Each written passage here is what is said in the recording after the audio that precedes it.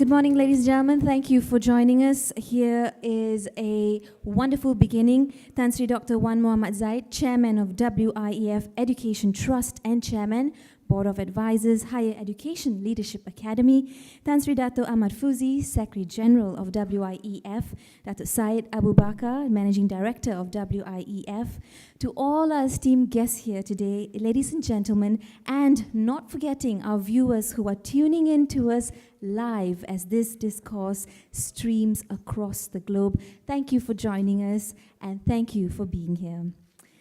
Ladies and gentlemen, artificial intelligence and the future. That's the name of the day. And that's our focus for today's Global Discourse series. It's a peek into the future, a glimpse into what will be. Computers are definitely getting smarter, day by day, helping humans like us, regular humans, replace decision-making with sophisticated technologies. It has and will continue to transform and enhance the way we live and the way we do business. Our exclusive panel of speakers today will, of course, discuss this and how artificial intelligence will not make us obsolete, but will make our lives better, while we also aim to understand the full potential of artificial intelligence and the future ahead in the next decade. Ladies and gentlemen, we are also, of course, on social media, so if you are savvy that way, make sure you hashtag WIEF 2017 AI, and also to our viewers across the globe tuning in, do hashtag as well and post your questions online. Our moderator and speakers will be taking your questions shortly. Ladies and gentlemen, kind reminder to please set your phones to silent mode as well, as we always want to be connected. There's a bit of artificial intelligence there as well, but please keep it on silent mode. Without further ado, I would like to now invite Tan Sri Dr. Wan Ahmad Zyed, Chairman, WIEF Foundation, Education Trust, and Chairman of the Board of Advisors, Higher Education Leadership Academy, for his welcoming speech. Please put your hands together.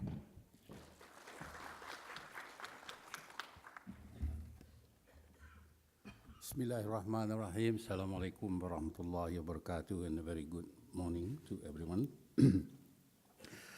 Yang berbahagia Tan Sri Fuzi, Secretary General WIEF, Yang berbahagia Datuk Syed Abu Bakar, Managing Director WIEF, Mr. Karamjit Singh, our moderator for this morning, honorable speakers, distinguished guests, ladies and gentlemen. On behalf of WIEF, I would like to extend a warm welcome to you all to the 7th WIEF Global Discourse, organized by the WIEF Education Trust.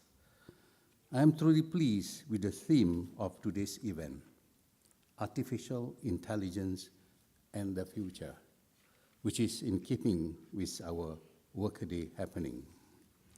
In this regard, it might be instructive to recall Jack Ma of Alibaba's statement.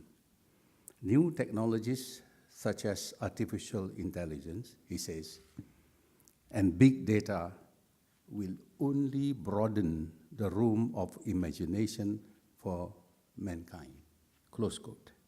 How true? IT, since it makes its entry into our lives, offers many possibilities.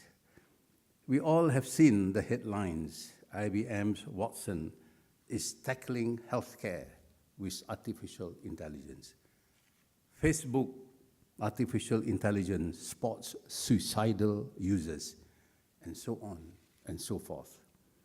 Artificial intelligence, which is essentially a set of tools and programs that make software smarter in a way an outside observer thinks the output is generated by a human, is now starting to make its presence felt on the global stage. Innovation is another current buzzword. 15 years ago, the top 5 public listed companies in the world are General Electric, ExxonMobil, Citi, Walmart, and Microsoft. In 2016, they are nudged aside and replaced by Apple, Alphabet, Amazon, and Facebook, These are technology companies in the forefront of innovation. To be sure, ours is a world that is no longer dominated by finance, oil and gas, or real estate. It is believed the global artificial intelligence market is poised to grow at a compound annual growth rate of more than 25% through 2014 to 2022 in order to reach approximately USD $40 billion by 2022. The United States represents the biggest market for artificial intelligence. However, the highest growth potential is expected to be in the Asia-Pacific region. It is a fact, artificial intelligence is at the center of the fourth industrial revolution, based on extreme automation and connectivity. Its impact on Asia will be far-reaching over the next few decades, creating an economic value between United States dollars 1.8 trillion to USD $3 trillion a year by 2030 in the region, compared to a negligible impact currently. Financial services, healthcare, manufacturing, retail, and transportation sectors will be the most affected by AI in Asia. Asia has been a late entrant in the AI world. The industry and its research efforts have been mainly concentrated in developed countries, particularly in the United States. Japan has been a leader in industrial robotics segment. However, Asia's contribution in the AI industry has been limited from an overall research and AI-based applications point of view.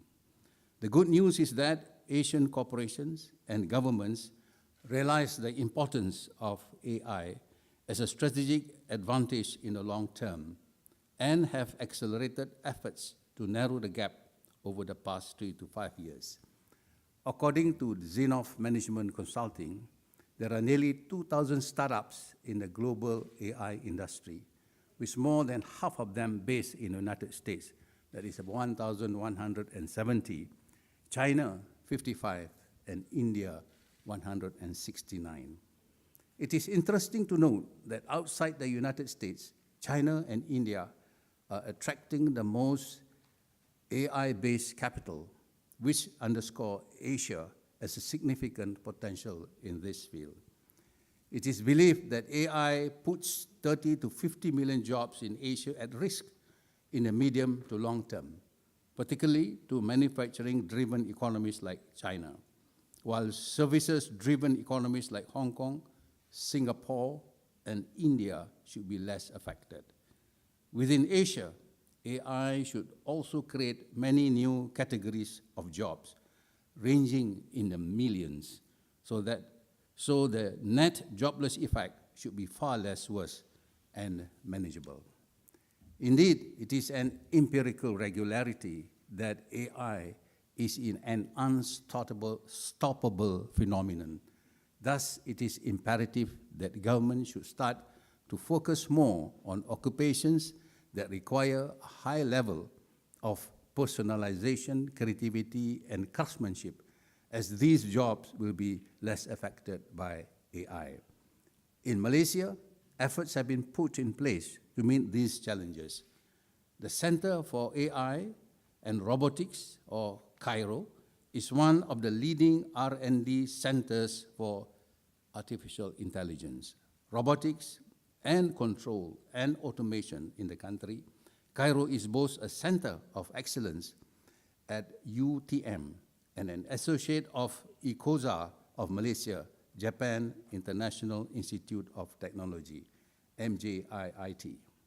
Since its inception in 1997, CAIRO has expanded to include research in intelligent systems and soft computing, pattern recognition, control instrumentation, and process tomography, and is classified under UTM's research alliance of ACE, that is automation, cybernetics, and networking with both academic institutions and industrial sectors. The Imagineering Institute is another research lab funded by the Malaysian government with the vision to invent the future of Internet.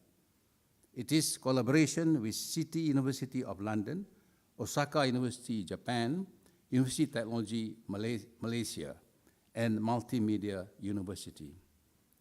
Imagineering Institute is the first independent multidisciplinary Internet and digital media research and development institute. It is the first research lab in Nusa Jaya, focusing on Internet, digital media, and mixed reality research while providing an entrepreneurial incubation space for startups. Ladies and gentlemen, since its inaugural event was launched at the 5th WIF Forum in 2009, the WIF Education Trust has delivered several global discourse series that address topical issues relating to business and economics, scientific and technological advancement that are crucial to the development in the world. The WET is one of the key initiatives that supports the WIF Foundation in achieving its objectives of building bridges through business. This is achievable through creating opportunity to promote dialogue and foster cooperation among the Muslims and the non-Muslim businesses. Today's program is a prelude to the forthcoming WIEF Forum, which will take place from November 21st to 23rd November 2017 at the Borneo Convention Center, Kuching, Sarawak. The theme of 2017 WIF Forum is Disruptive Change, Impact, and Challenges. The 13th WIF will create a platform to discuss new issues, find solutions, discover opportunities, and develop initiatives that can better prepare us for the technological revolution that is now changing our lives in the 21st century.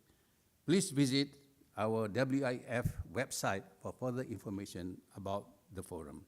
With that, I wish you all a productive discourse. Thank you.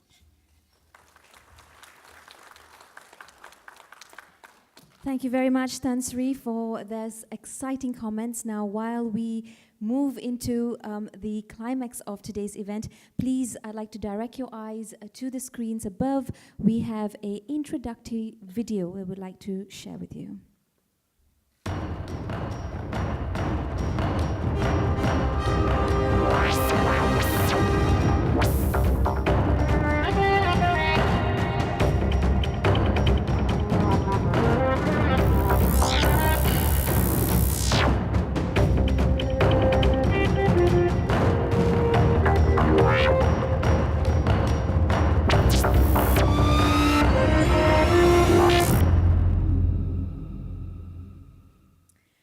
That's right, artificial intelligence and the future. Ladies and gentlemen, please be reminded that the hashtag is WIEF 2017 AI, and this is being webcast live across the internet on Facebook, of course, on the website as well, and if you're on Twitter, you can post your questions as well.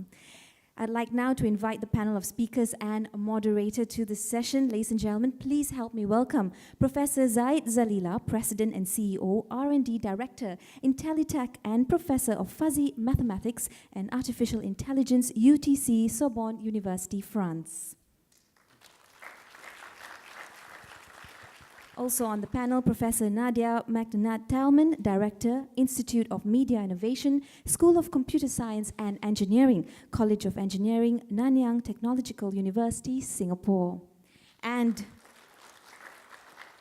Professor Dr. Engineer A. Nijholt, University 20, the Netherlands, and Global Research Fellow, Imagineering Institute of Johor, Malaysia. And to moderate this session, a man passionate about technology, the founder and CEO of Digital News Asia, Mr. Karamjit Singh. Ladies and gentlemen, Mr. Karamjit Singh will now take over this discussion. Over to you, sir. Okay, thank you. Thank you for those who are physically present here, thank you for making the time. And for those who are watching via live streaming, we welcome you also. The title of all this, every time you talk about artificial intelligence and they use the word future, and it just feels so wrong because it's already the present now, it's no more the future, right? So I guess in future, when you have a topic on this, drop the word future because artificial intelligence is already impacting us now. And it will continue to, right? The pace will pick up. So one example is that my retirement plan was going to be that because we all are drowning in information overload, and being a journalist, I figured that 15 or 20 years down the road, I would provide a service where I would condense the gist of an article for people in 150 words. You may read an 800-word article, a 1,000-word article. I say, if it's in the space of technology innovation, which I cover, let me just extract the gist of it for you, and that's, you read this and you understand what the article is talking about. That was going to be my retirement plan. That went out the window on Friday when I found out that MIT's Media Lab has come up with an algorithm that can very efficiently extract the essence of an article or any content method that it can extract the content of it in a very accurate manner. And I looked at that and I actually had a cold chill go up and down my back. I said, oh boy, I got to look for something else to do, right, 20 years from now. So that's why I said artificial intelligence impact is not the future, right? It's already happening now. And if you look at what's going on around the world, there's so many things are happening, and I just picked up an accounting magazine, right? This is called In the Black, and if any of you are CPA Australia members, they produce a accounting magazine, and they have an article on your robots, and there's this, Stanford has a project called 100-year study on artificial intelligence, 100-year study. And they identified 8 areas. Of course, transportation and healthcare are one of the top 2. And the first report that they did, this is interesting, they state that AI is going to replace some jobs, right? We heard about, 30 to 50 million jobs in Asia Pacific alone. AI will replace jobs, but it's also going to create new areas of employment. And this institute argues that in the longer term, AI has to be thought of as a radically different mechanism for wealth creation. And if you do that, everyone should be entitled to a portion of the world's AI-produced treasures. So they're saying that it's not too early for social debate on how the economic fruits of AI should be shared. Kind of interesting, it's no more looking at it from a doom and gloom perspective, but it's a reality. Let's have a discussion about how everyone can share in the new wealth that's going to be created from AI. And lo and behold, you've got some of the largest companies in the world, which is, and I think all 3 of the panelists will know about it, Google, Amazon, Facebook, IBM, and Microsoft, they teamed up last September, just less than a year ago, to create the partnership on artificial intelligence to benefit people and society. Also saying, that people should talk about this discussion right now, about how all of us can benefit so that no one is left behind. Because if you talk about just the dark and gloomy scenario, which is it's going to replace jobs, imagine that jobs are replaced, so people are unemployed. An unemployed person is a hungry person is an angry person. And which government on the planet can afford to have its citizens being angry, right? So we got to deal with it right now. And that's one of the reasons why we're having this discourse. And we're taking very seriously 2 points of the discourse. One is that we want to talk about what is the impact that's going on today. And the second one is that we want to hopefully come up with some new ideas that also you can share with us and that we can share with you. So we take away something interesting, something new, and some action points for all of you that you can decide to act on or not on your own, okay? So that's very important. We hope we extract that out in the next hour and a half that we have. And we will set the stage by each of the panelists just sharing some of their top of mind, issues and concerns around this area, opportunities. We're going to start with Professor Anton.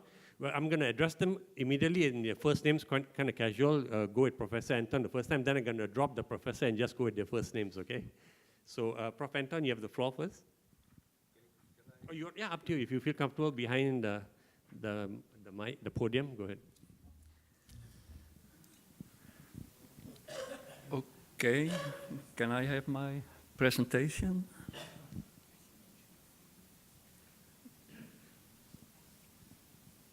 Okay.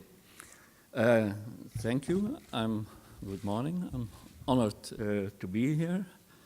I very much like the welcoming words because I can, in fact, continue with what the speaker said in his welcoming words. This is what the World Economic Forum is saying about artificial intelligence.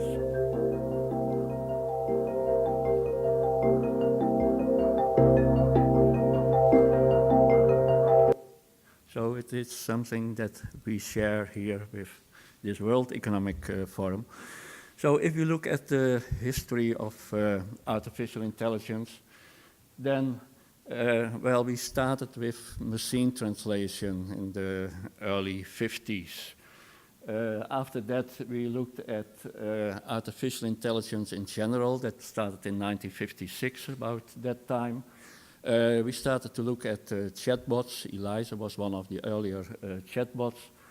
Computational linguistics, natural language processing became important. In the 80s, we started with expert systems. Rule-based AI, we will hear more about that later, I think, from one of the speakers. Knowledge representation, knowledge acquisition tools, common sense reasoning, intelligence agents. Let me see. Computer vision became important in artificial intelligence, object recognition, image recognition, scene understanding, for example. Embodied agents, we will hear about embodied agents later by one of the speakers. Embodied conversational agents, facial expressions, speech, verbal and non-verbal behavior modeling, interaction modeling in general. Machine learning became important, especially in the 1990s. It was already before, but okay, in the 1990s there was some extra progress, I think, using neural networks. We started talking about ambient intelligence, smart environments, the Internet of Things, of course, and nowadays we are also looking at other than text and pictures, images. We are looking at touch, scent, taste in mediated human media interaction. So this is the Turing test. You probably heard about it. So Turing said, well, can machine think? Well, let me replace that question by this imitation game. We have a conversation. We have two humans, human B and human C, and we have a machine A.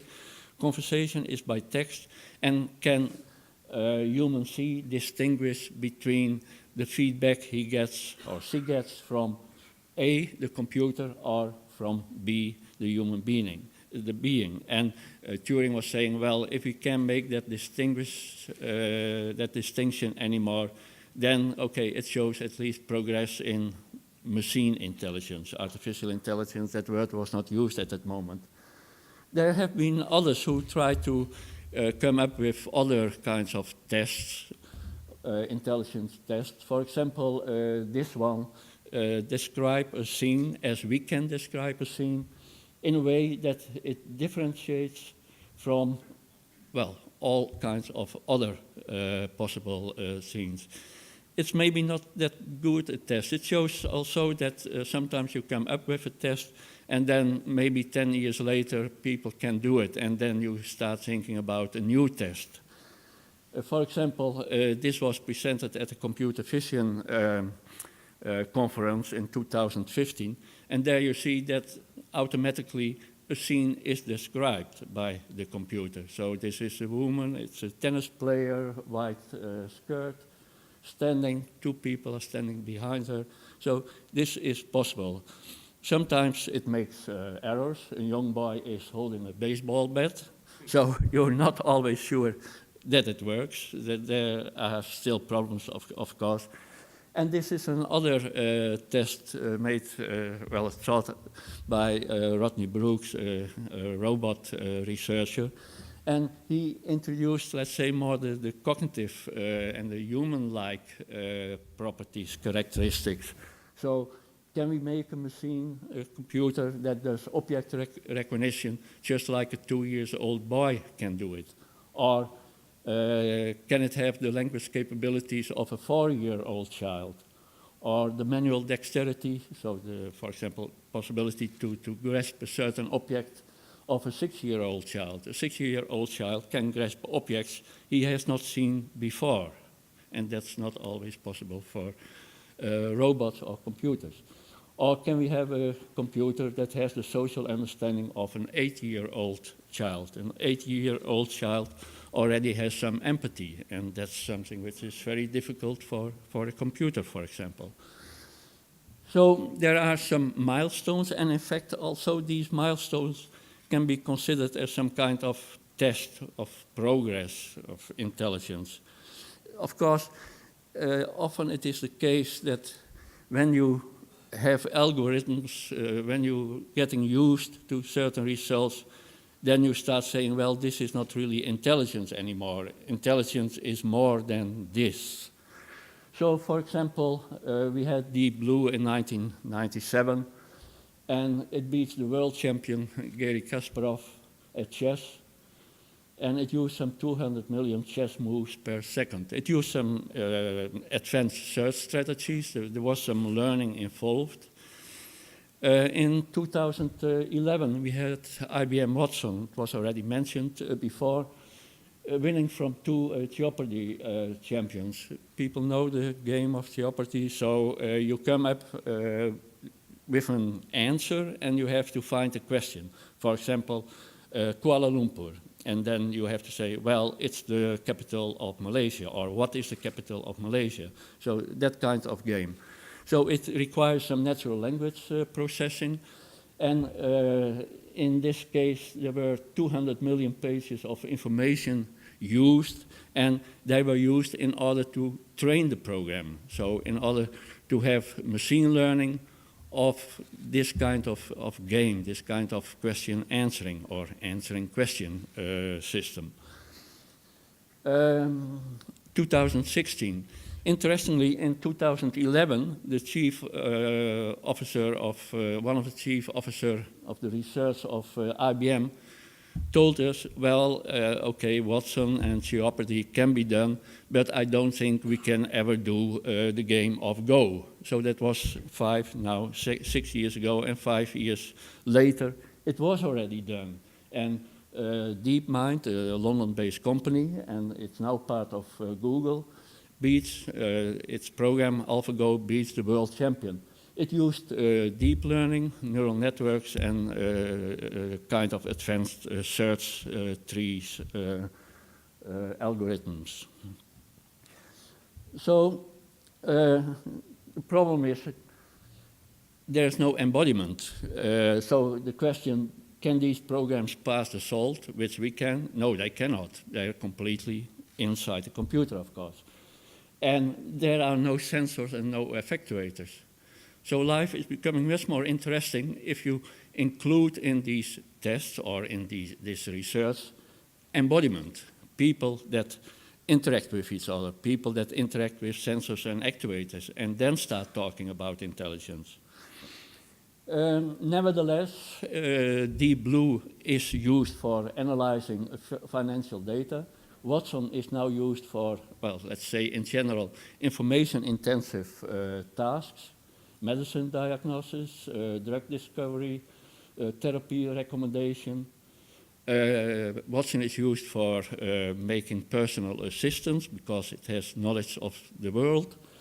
And in general, they are hope to look at, well, making sense of a censored world, where indeed the data, the big data, is coming from sensors in the environment and is analyzed and is understood. So in AlphaGo, for example, again, information-intensive tasks, agents that learn from visual information, and then there you have a lot of topics, fraud alerts, stock market application, mimicking human voice, automatic speech recognition, whatever. So AlphaGo is interesting, Jeopardy is interesting, chess is interesting, but the results that led to these, let's say, wonderful results can also be used in other applications, and that is, of course, one of the aims of these companies. So singularity has become important, or at least it is mentioned very often among AI visionaries and maybe AI researchers. What is singularity? Well, the idea is that AI starts improving, and it improves itself using learning methods. So, and some people think it will develop consciousness and it will exceed human intellectual capacity. And that means that at that moment, AI maybe is becoming outside of our control. Dr. Anton, just hold on. Just hold that thought. Since you just brought that up, how many of you feel that this scenario could possibly happen, actually? Even well, Prof. Zyed. Okay, actually just a handful, actually. That's kind of interesting. Yeah. Huh? Most don't think so. Okay. Okay, sorry, carry on. Okay, how many of you did 5 years ago think that Go was possible to do with a computer? Well, no one. So, Prof. Zyed said he was sure it's going to happen. Okay. There are two wonderful publications, one by Ray Kurzweil, The Singularity is Near. It was already written in 2006. And Nick Bostrom about superintelligence in 2014. And especially Nick Bostrom is one who really thinks that singularity, also Kurzweil. Kurzweil is, by the way, nowadays research director at Google. So,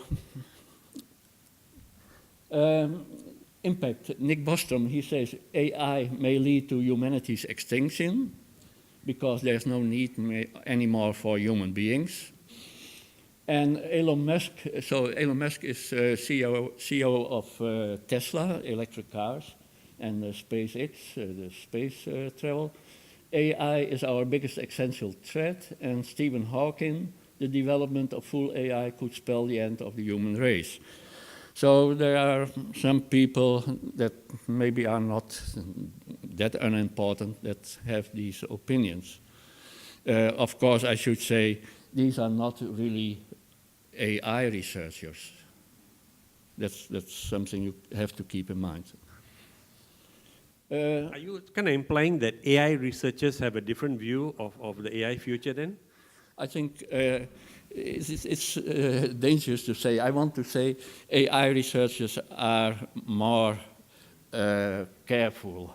But if you look at the past, then of course there were also AI researchers who had lots of predictions about their research and the impact of their research. But they are certainly more careful and less bold than these people, certainly. Weak AI, so it can be applied to narrow tasks. That's what the usual AI, artificial intelligence, is doing, specific problems. That works wonderful. What people call strong AI, it's AI that can be applied to any problem. That's a little different, I think. And there is concern about strong AI or artificial general intelligence, that already exists for many years, but mainly in science fiction literature. But now the science fiction literature and the meaning of and the opinions of these visionaries become close now. So you probably have seen the laws of Asimov. Are they still relevant today? So these are the laws. A robot may not injure a human being or through inaction allow a human being to come to harm. A robot must obey the orders given it by human beings. And a robot must protect its own existence. Are they still relevant? Well, if you just replace, for example, a robot by an autonomous car or a self-driving car, then you really can use laws like these nowadays, I think. So it also introduces some social values in AI research if you look at laws like DID. So if we have super AI robots, why should they obey us? Will they develop their own aims? Do robots or smart worlds need us? So another way of looking at artificial intelligence and intelligence is that it can be used to amplify your own intelligence, human intelligence. So then you don't talk really about the distinction between humans and artificial intelligence, but you have a merging of humans and technology, of humans and artificial intelligence. So there are some examples. You can make humans living sensors and actuators using AI and technology. You can enhance human intellect and common sense with AI, and you can enhance or replace human sensory capabilities with artificial multisensory capabilities using augmented reality, artificial taste, touch, scent. So here's an example of the Imagineering Institute. It's just a few examples, so there's much more going on.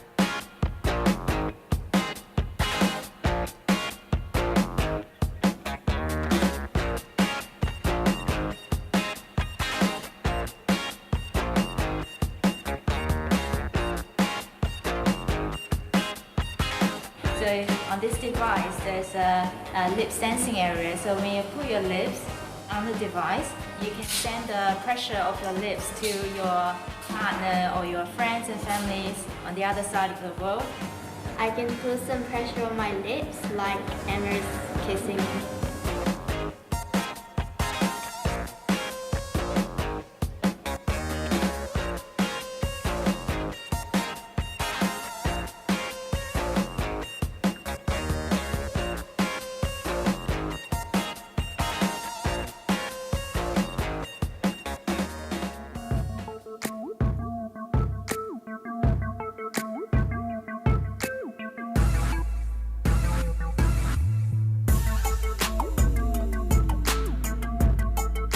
All right, everyone, it is quiz time now.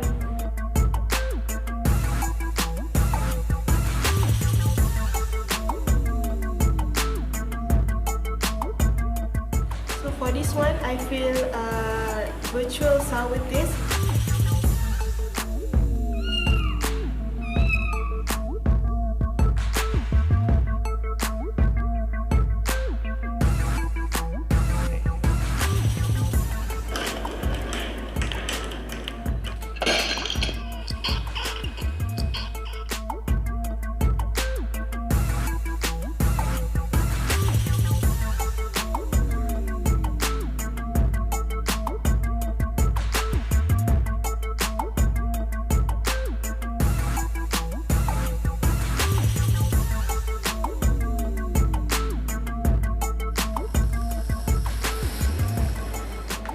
Oh, this is great. What a great smell. Okay, I think that's enough. So it's an example how we can extend our experiences using artificial Anton, intelligence. you got to wrap up soon so we can move on. But I have to ask you this question though. Have you used the Kissinger yourself? Yes. Okay, and how was it? Well, I was kissing with the director of the institute, and How many of you see yourselves using a device like that when it comes into commercial use? How many of you would you see yourself using that? Only one person putting two hands up. Okay. Wow, that's out there, man. I can't even fathom something like that. okay. So multisensory experience is one issue. Another issue I want to mention is understanding human behavior. So human behavior understanding, and this is research what I did together with some people of my institute in the Netherlands. So the idea is that how to, if this is a push-button controller, if you look at human beings, this remote control so everywhere this in the is world. just an The example same of one. facial If expressions. you have the language, then you can see yeah, all the that's why things we are have to happening do language on the adaptation. face. And In you the draw first country, we have conclusions to do from it. it. Yeah. For example, Because someone is for example, accepting even for what you, you're saying, even someone for is people agreeing, in family, we have to someone do is really? confused, Yeah, we someone have is to do frustrated or adaptation irritated. to- Yeah, but that, You can all these things on the yeah, we have face. to take care Ooh, of so the complex. 12 You can euros. really use machine learning methods in order to learn from details of facial expressions what is happening with the person. What is the mental state or what is the affective state of the person? So we used that information, this machine learning information, in order to have a conversational agent talking. Can the sound maybe go up? Well, okay, thanks. You know, nothing's going terribly wrong. I suppose you really think you're something. No, not really.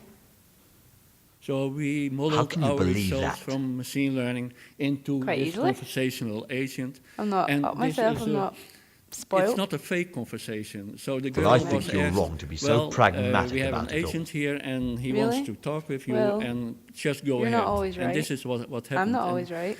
It's only a camera looking at the face of the girl. It's only speech recognition, looking at non-verbal aspects of speech, and then this kind of conversation is already possible. So another new technology, augmented reality, maybe you know it from Pokemon Go. So Facebook is becoming strong in this, at least that's their plan. In April 2017, they had a developers conference, and there they announced their plans for augmented reality. So at this moment you can use your smartphone and you can make a link between the digital world and the real world by displaying information from the digital world on the real world. You can see it on your smartphone, but the idea is that just like Google glasses, in the future you can use glasses or you can use contact lenses where you have this interaction of the digital and the physical world.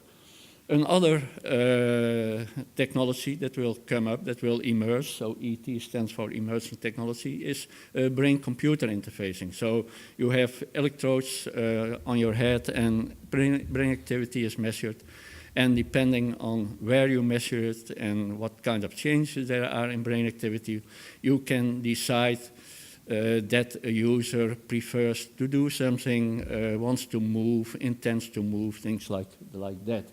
And also there we have big companies like Neuralink from Tesla CEO Elon Musk.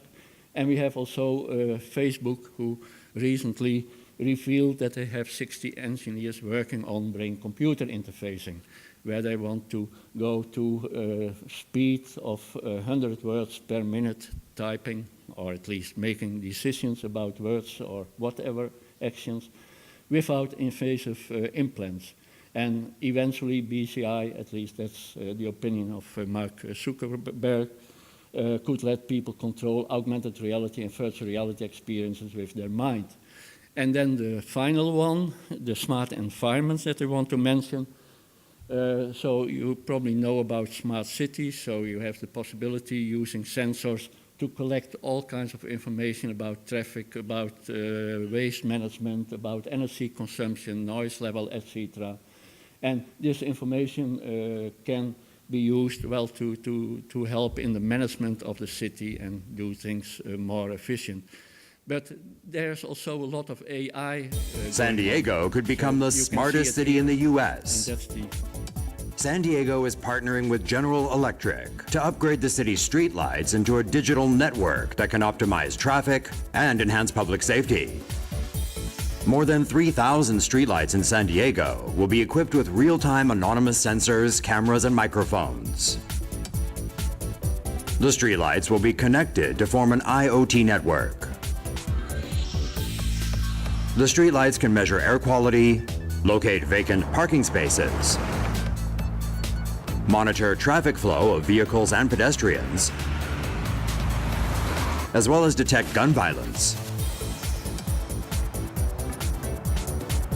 The city will also replace 14,000 streetlights with technology that allows them to dim or brighten manually or automatically, according to natural light conditions.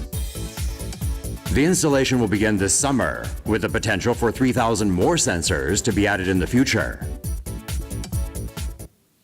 Okay, so I talked about artificial intelligence, about intelligence amplification, and about smart environments. And when these three things come together, well, that will be our future world, I think. Thank you very much.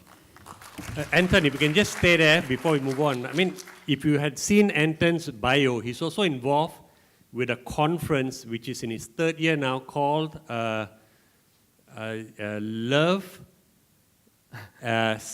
love and sex. And robots. No, not and robot. That's why I got afraid. It says love and sex with robots. And I said, my goodness, man, what is going on there? How does anyone even have the time to think of a combination like that? Yeah, well, the title is a little provocative. I'm not the initiator of that conference, I should say. But it's more about affect, emotions, and robots, and love with robots. Well, okay, sometimes there are people talking about that in that conference, but I don't think it's the main objective there. Okay, no, that was kind of interesting, thanks. Because I was in Singapore 3 years ago for a conference, and do you know, how many of you know, does the name Vivian Balakrishnan ring a bell? So Vivian Balakrishnan is the smart city, he's one of the ministers in Singapore, and he's also in charge of the smart city initiative. And during his speech, he said that he personally thought that robot sex was one of the killer apps for the future, and I was surprised at that because he's only half joking.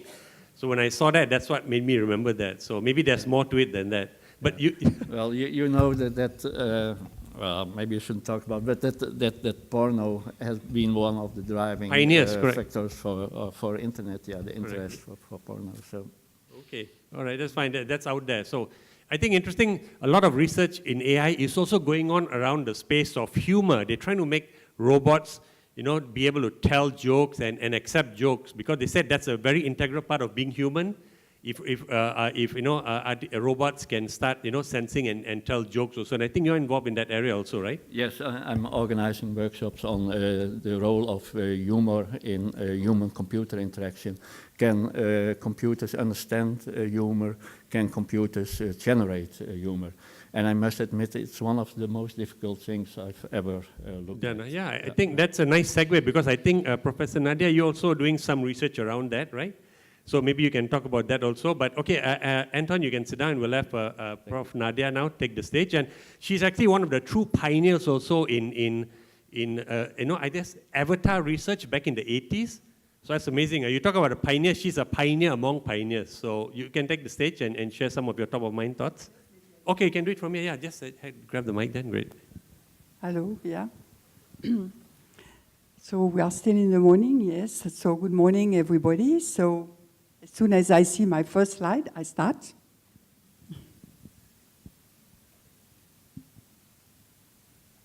Don't see it here.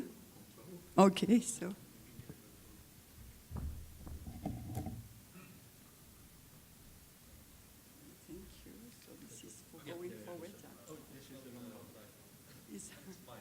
Sorry, it's not the right presentation. Just wait till they switch it then, okay. But if any of you get Prof. Nadia's card, there's actually a picture of her with her own avatar also. You see it here. Okay, so today I would like to speak of AI and social robots. In fact, just about me. I have pioneered the field with very few other people like my husband or Norm Badler in the 80s about virtual humans. At that time, it was very important to model a virtual human, what many people call avatar. Avatar is somebody, a virtual human guided by someone. An autonomous virtual human is a virtual human able to do things by itself. So I have been working many years on that, and in Miralab, my lab in Geneva, which I still lead in the same time as in Singapore, I have started 10 years ago about robotics. So I started immediately because I'm only interested in this realistic modeling of humans in a realistic human that was Eva. It's a head and it is a robot. So I have started in Miralab in this field. Her name is Eva. We were quite successful. And in Singapore, I continued with Nadine, as you can see, and she's totally autonomous. So I like to continue a bit on this presentation. You see the evolution. That's true. That's not new, because we all dreamt to have an automaton. If you look in the Greece time, and even before, everybody had the Greek had automaton. that can defend islands, combat armies, and so on. And if you go over the history, you have Leonardo da Vinci, who is always cited, and he has done quite a lot of automaton, mechanical automaton at that time. And going ahead, we continue this dream of humanity, and we come with this type of robot like Nadine, our next partners with us, that will be a companion of the future. So in order just to show you who is Nadine, I just like to launch this very small video.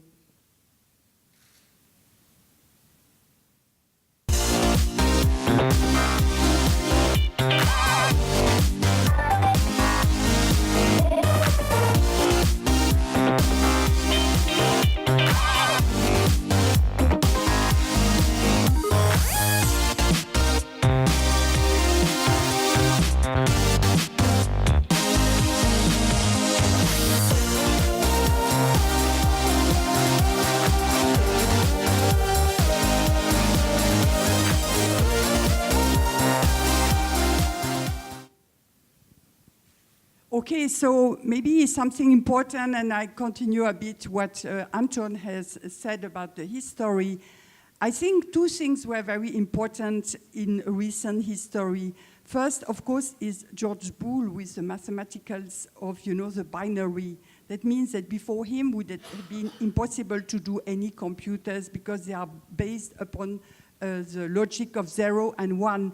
And Boole has the merit to have transformed mathematics with other people, I just shortened the history, towards having every mathematical concept expressed with operation on the base of 0 and 1.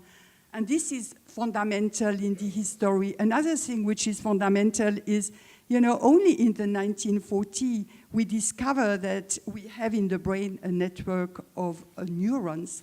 And this network of neurons, they have the same kind of, the current, the electrical current passes or not. So it's equivalent to 0 at 1. So you see, our brain is also in some way at the basic binary. So these two discoveries were extremely important. Now going ahead, as Anton told you, there was this Turing test that was very important, but my feeling about that, it is from far not enough, because the AI we are speaking about is more an intellectual process, a logical process. And what is very important is when we are together today or in any human situation, we have social interaction, rules, values, and so on. And this is not in this AI or in this time of Turing test. It has been developed afterwards with the definition of social intelligence, emotional intelligence, and it is pretty recent, but we know very well that if we like to imitate humans and if we like to have robots like Nadine among us, we need absolutely to include all the social intelligence, the emotion, at least the simulation and so on, to understand our behavior, our, let's say, past, present, and our values. So this is very limited, in fact. When we speak of AI, it's only one part of the logic we're discussing with. At least at that time, and now we're mixing all the technology. So continuing again, all this technology, actually, if we speak of 2017, this process of AI or the algorithms are almost in everything you do. If we recognize people, for example, in our research with Nadine, or sound, or what she says, is always using some deep learning methods with a lot of data. So more and more for everything, we use this kind of methods, but it's spread out in every development we do in computer science.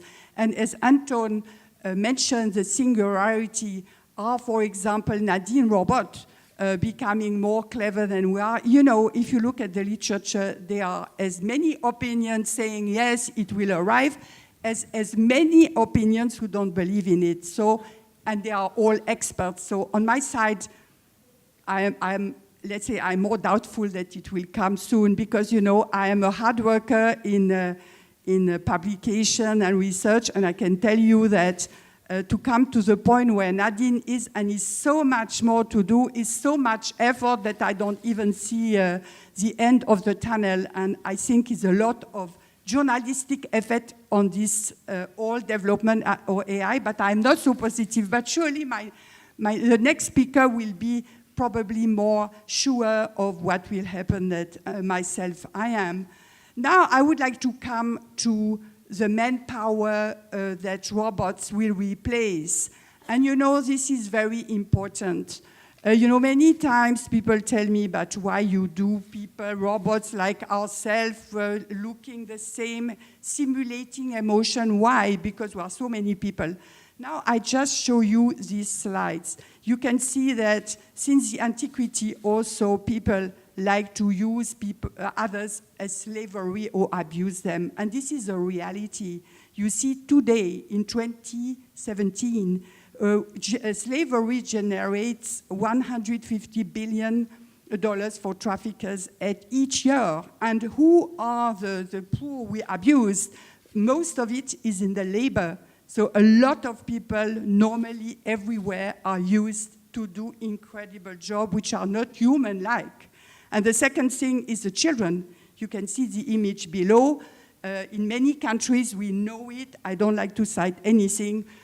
Among these numbers, 26% of the population are children. So do we have something better to offer? Yes, we spoke about sex and so on, also prostitutes. So in some way, robots can change this slavery and empower us for better jobs. And I think this is something that would be positive. Now, another thing, if we look this chain, and you have all seen surely Charlie Chaplin film, the Charlie Chaplin show already, that you have this queue of people working like machines and many hours. So if you look at this, we're happy the robots take over because we have more dignity than that. We can do something better. It's linked to education. So that's the positive aspect of all the AI and robots. Now, another thing I would like to tackle, and this is something for which I'm very sensitive, and it is also the reason why I work on Nadine robot. By the way, if you come to Singapore, you can visit easily Nadine because she is in the Art Science Museum. Actually, everybody can see her and you can talk to her or have a discussion because she has memory, emotion, and so on.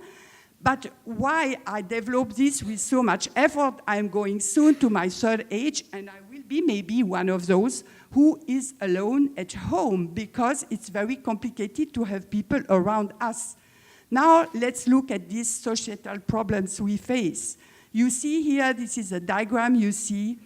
In the 60s, you have many more people, children aged less than 5 years old, and few people aged 65 plus. Now you see that very soon we will cross these curves. That means we will have, in 2050, for example, many more people. You know, here they say 1.5 billion people who will be 65 plus, and of course you have less children. So in Germany, for example, and other countries, it is, all statistics shows in developed countries like Singapore, I mean, when I say developed, it's, you know, high-end technical countries, Germany, for example, Switzerland, it is said that you will have 3 people working for 7 people for old age. I tell you something, nobody will be able to pay for them. They will be exactly like the image I have shown because it costs much too much. So what is the solution? Look, here now we speak of other countries, low and middle income countries. So maybe it would be more Malaysia and the middle income countries. And you can see with this, with a statistic with the growth of numbers of people with dementia in high income country and low and middle income country. And this is also a curve. You see that in the high income country, they will have enough money to have the medicine, and also actually they have less children. Over time, in the low and middle income countries, they will have less children and more aged people and eventually less money to take care about them. So you see that the curve is increasing with the low and middle income country. So what can we do? What is the solution? So the solution is finally that we have social robots. I mean, not only social robots, but at least, I tell you, instead of being alone, it's maybe much better. You have Nadine, professional, motivated. No, it's a computer that is embodied in a human shape. She has no soul, no motivation as such as a human, but it's a machine that is dedicated to you, to talk to you, to speak language, to produce music if you want so, to stimulate your mind if you have dementia, for example, or to help you to eat if you need so, and if there are not so many people. So I think this is a positive aspect of AI and, let's say, social robotic. Now, you know, when Nadine came out, we had the most cited, let's say, media event all the history of NTU. So that means that it was cited so many times, all journals and so on. And one of the journalists tried this kind of question. So I think maybe it opens also the discussion here. Can we have the film, please, the video?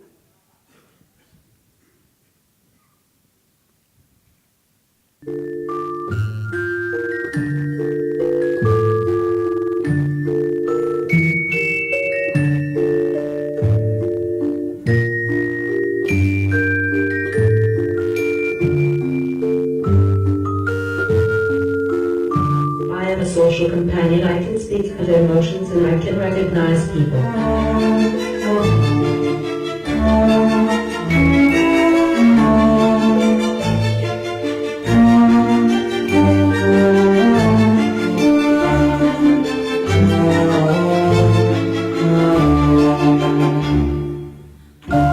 Stop talking to me anymore. So you see that this is many questions we can ask. Of course, myself, I'm used to live with Nadine or other robots, so it's quite a nice companion.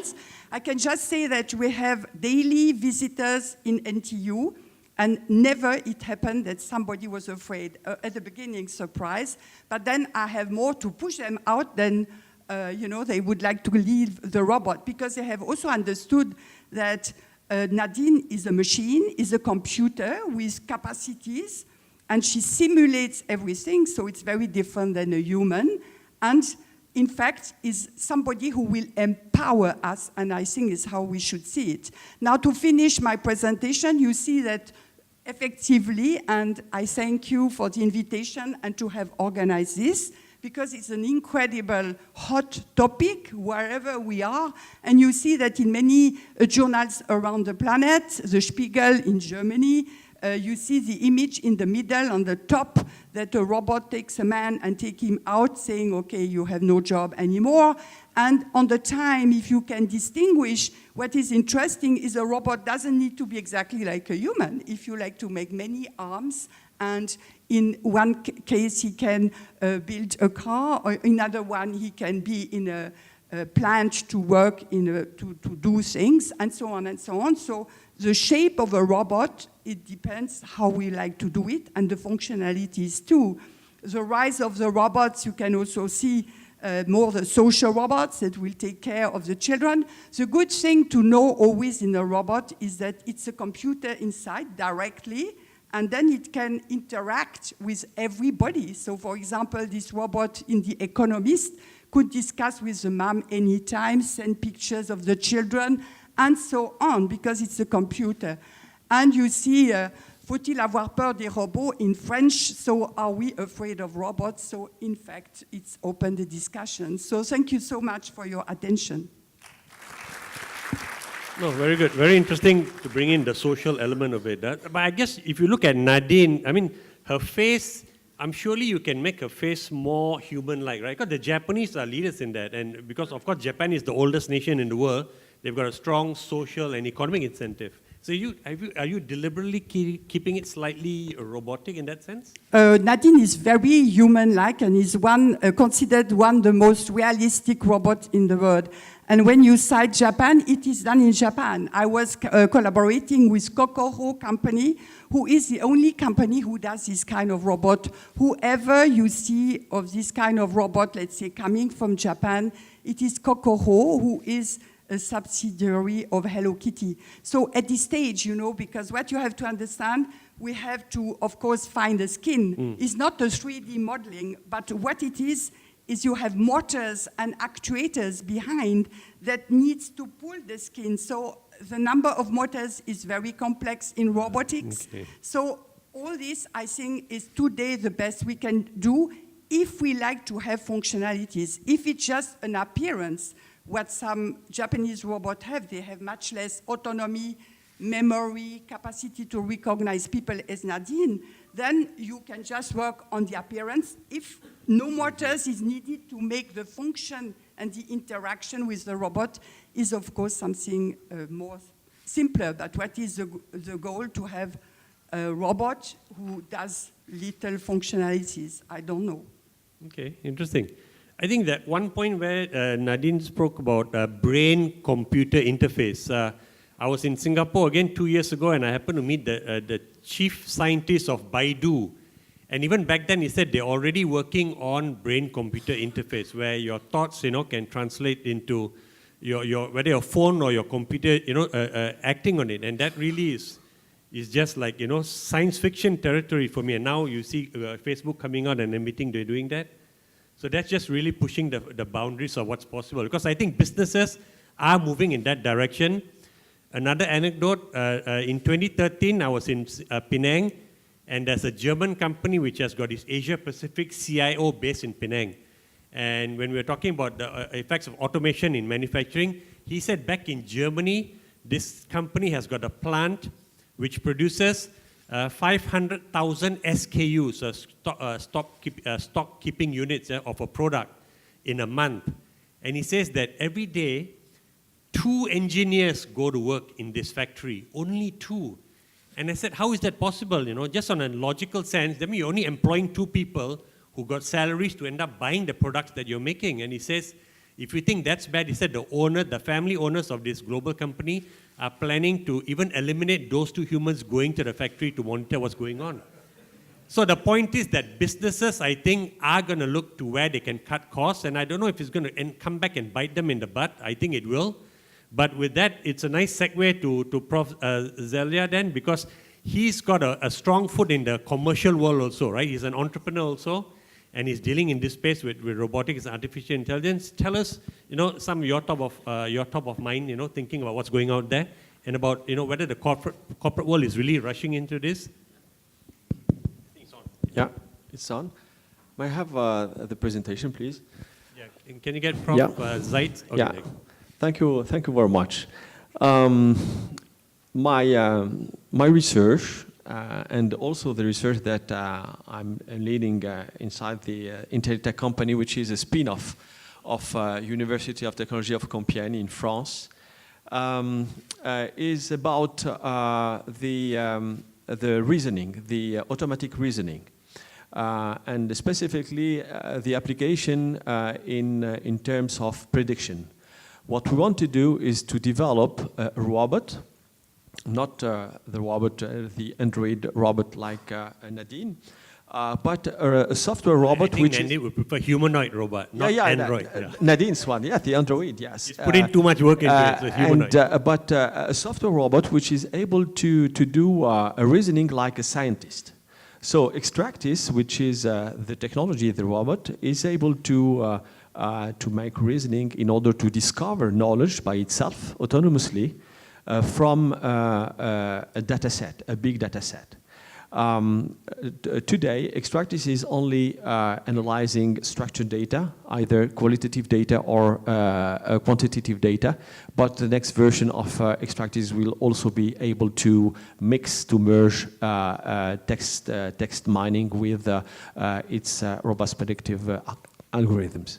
So we have discussed about deep learning, and you know that generally today we consider that the artificial intelligence is only deep learning. Deep learning is a marketing term of neural networks, multi-layer neural networks, which were developed in the early 60s. And I would like to point out the foundation of the artificial intelligence in 1956. They were two different branches. The first branch, which is the connectionist approach of artificial intelligence, is based on the postulate that a human being is intelligent because he or she has a brain. So in order to develop an intelligent robot, an intelligent automaton, we have to mimic the brain functioning. And this led to the development of the paradigm of neural networks. For my part, I'm supporting the other competing approach, which is the cognitivist approach of artificial intelligence. And the postulate here is different. A man is intelligent because he or she is able to manipulate symbols. So if you want to develop an intelligent system, we have to develop the ability to manipulate symbols. And this led to the paradigm of expert system.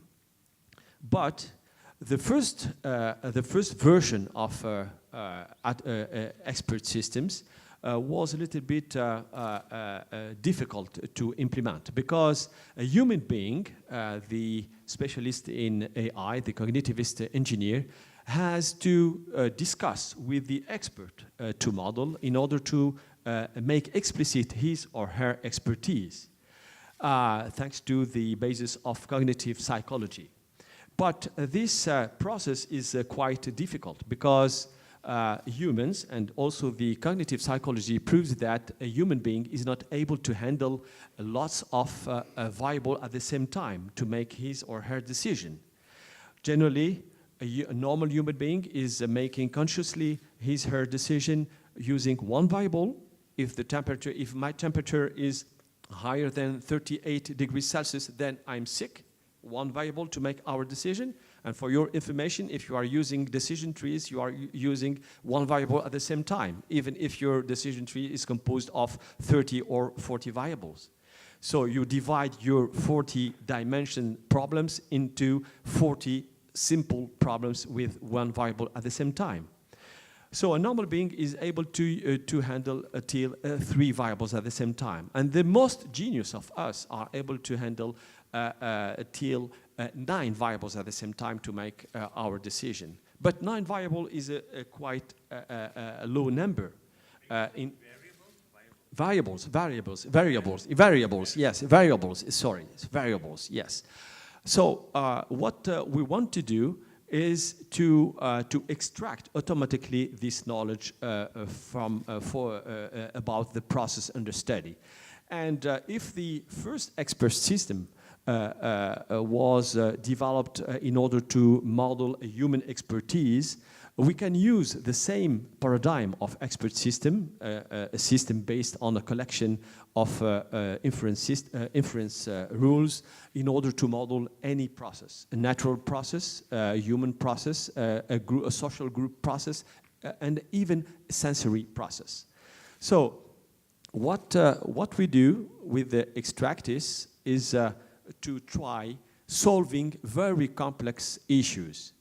And the most complex issue that extractists was able to solve successfully is related to predictive medicine or personalized medicine, and more specifically the epigenetics and metabolic medicine.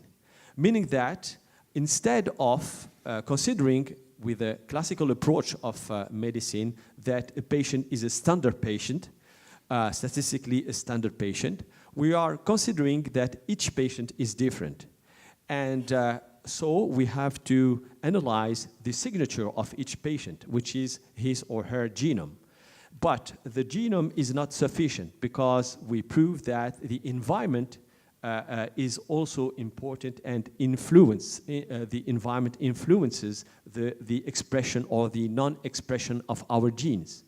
So we have to analyze more than 26,000 different variables, the genes, the expression of the genes, and what is more difficult is that The expression of the genes are sometimes and often weak, very weak. So what we call the weak signals, we have to deal with weak signals, a variable which has a low influence on the process under study, but combined with other weak signals and with other strong signals, it could explain the process under study. And on top of that, we have to deal with the infinite number of interactions that could exist between all the different variables.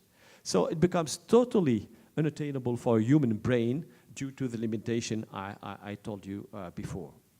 So what is our solution to this class, this very big class of problems, the complex processes, which are the most interesting processes in our real world? So Extractis is a robot which is able to design itself its own learning strategies. So when you say robot, it's a software robot, robot, right? Yeah, yes, okay. A software robot. So some people call them robots, R-O-B-O-S. Yes, robots, which it's the brain of the robot, you know. It can discuss with us, but it's not working also, yeah.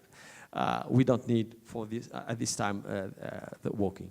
But we need the reasoning, the efficient reasoning. So Extractis is able to design its own learning strategies. It's like if a robot is able to design other robots in order to find the best decision rules. And this is done automatically by the last version of Extractis. So I'm talking about the paradigm of exobrain. You know the exoskeleton. You wear the exoskeleton and you become Iron Man. With Extractis, you cooperate.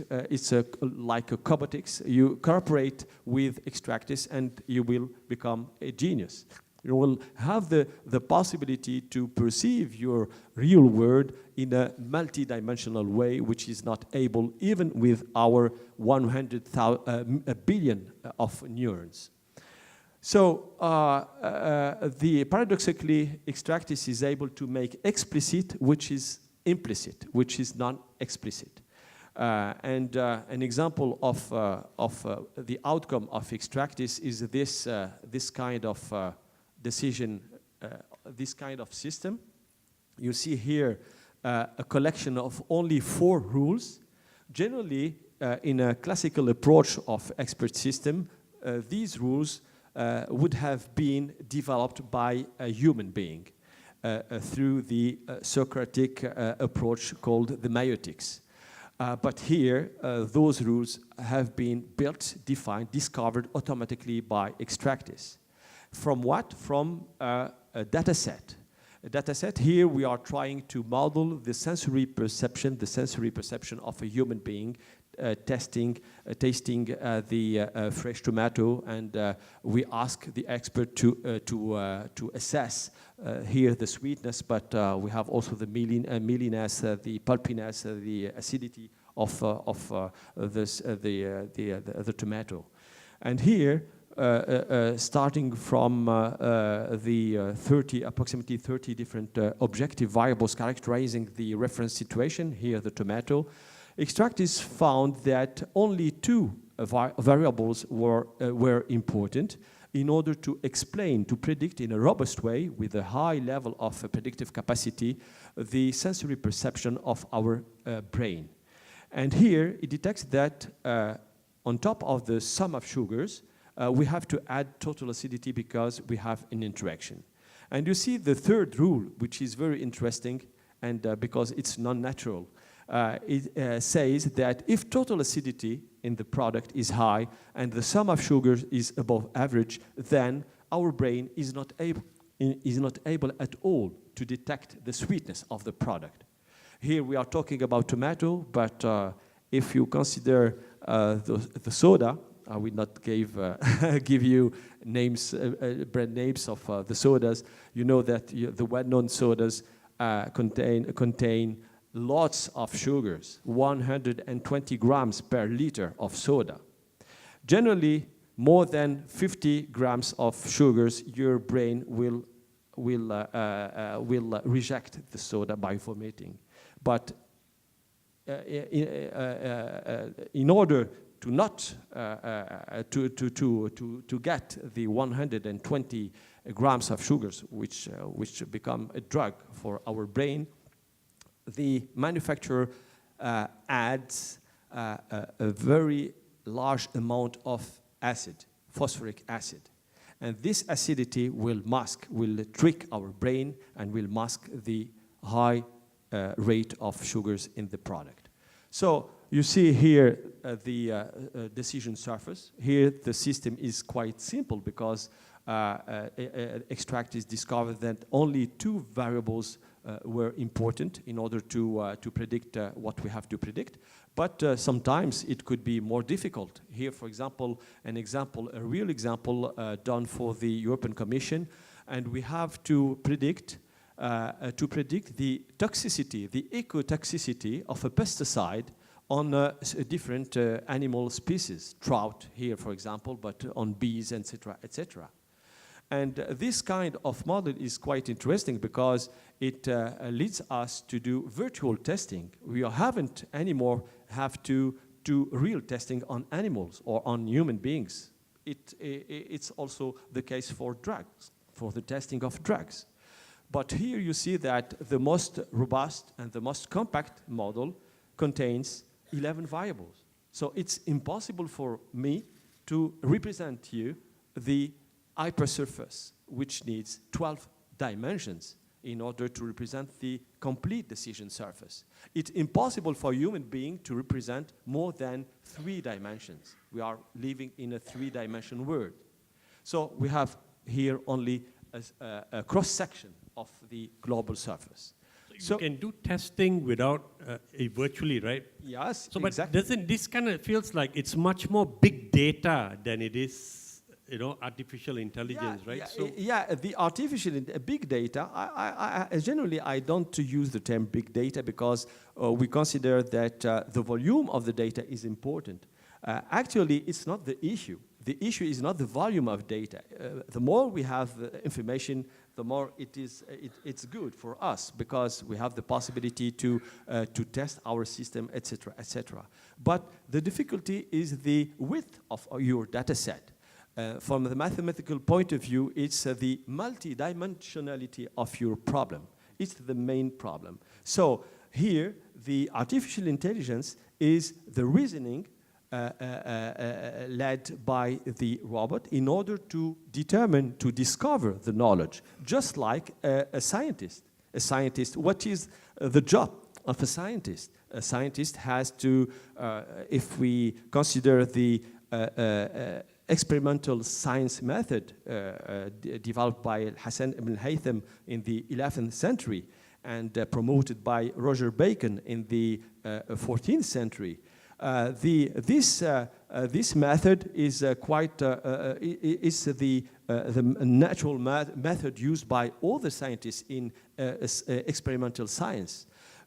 If you want to model a certain process, the first step is to get observations on your process, data, and then you use your brain in order to pose some hypothesis. And this hypothesis is the model, your model.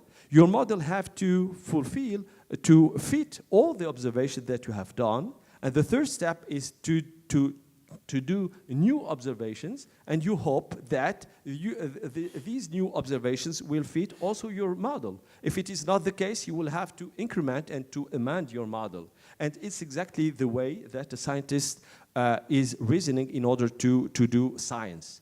And the outcome is models. And here is exactly the same, the Extractis, for every kind of application. It's a universal solution. For every kind of application, it will design its own learning strategies, way of reasoning in order to discover this knowledge. So this is already a product that you've commercialized. It's in the market. Yes, it's so on the market, and it's used in the first application of Extractis was in 2003, commercial application, and it was for a big company of pet food. And Pet food? Pet Okay. food, yes, for the cats. I didn't think that the first application would be to model a cat, the behavior of the cat.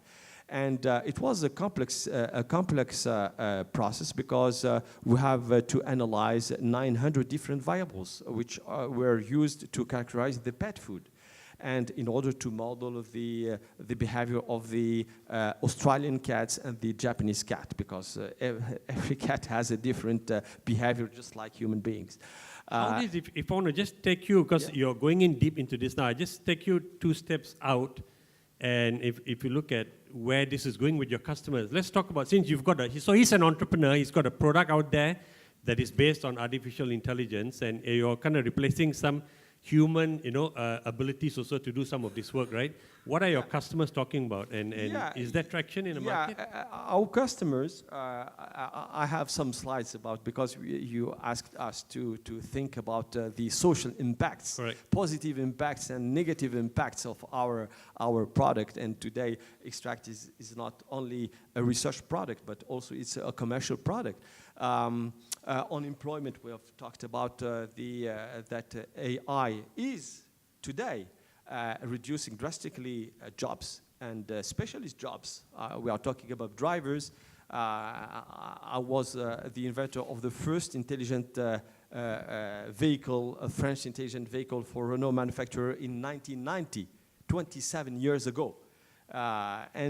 Today, we see that Tesla is very interested in the automatic driving, but also Uber is also interested in automatic driving, because if you have an automatic driver, a virtual driver, you will have to pay drivers. It's the costly line of the Uber business model. But we are talking also about very skilled jobs. An application of Extract is the medicine. And for sure, tomorrow, the doctors will be engineers connected to exobrains like Extract is. The only specialty that would remain would be the surgeons, because the surgeons today even we have a robot which is able to do surgery. It's not ready. But in the finance, we are replacing actuaries for the insurance companies too, because such robots like Extractis are able to do faster and with a high level of quality of the prediction. So you see that you didn't put lawyers there, and I have a friend who's a lawyer. You do? Because he admitted that about... We have justice, virtual judge. Oh, virtual judge, yes, because you have the possibility to predict the decision, the judicial decision that could be done for a specific file. So a virtual judge could guarantee impartial decision, but a virtual policeman, and we are also working on this domain to detect the malicious behaviors, to early detect fraudulency, frauder, tax frauders, social frauders, etc., but also scientist frauders. You know, many of the models published in many publications are not are accurate but not robust. So, in my opinion, they are wrong. Okay.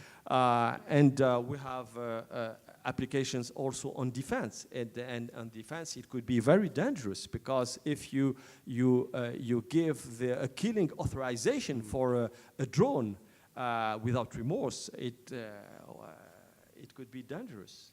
You see that, and this is today. I'm not talking about the future. Yeah.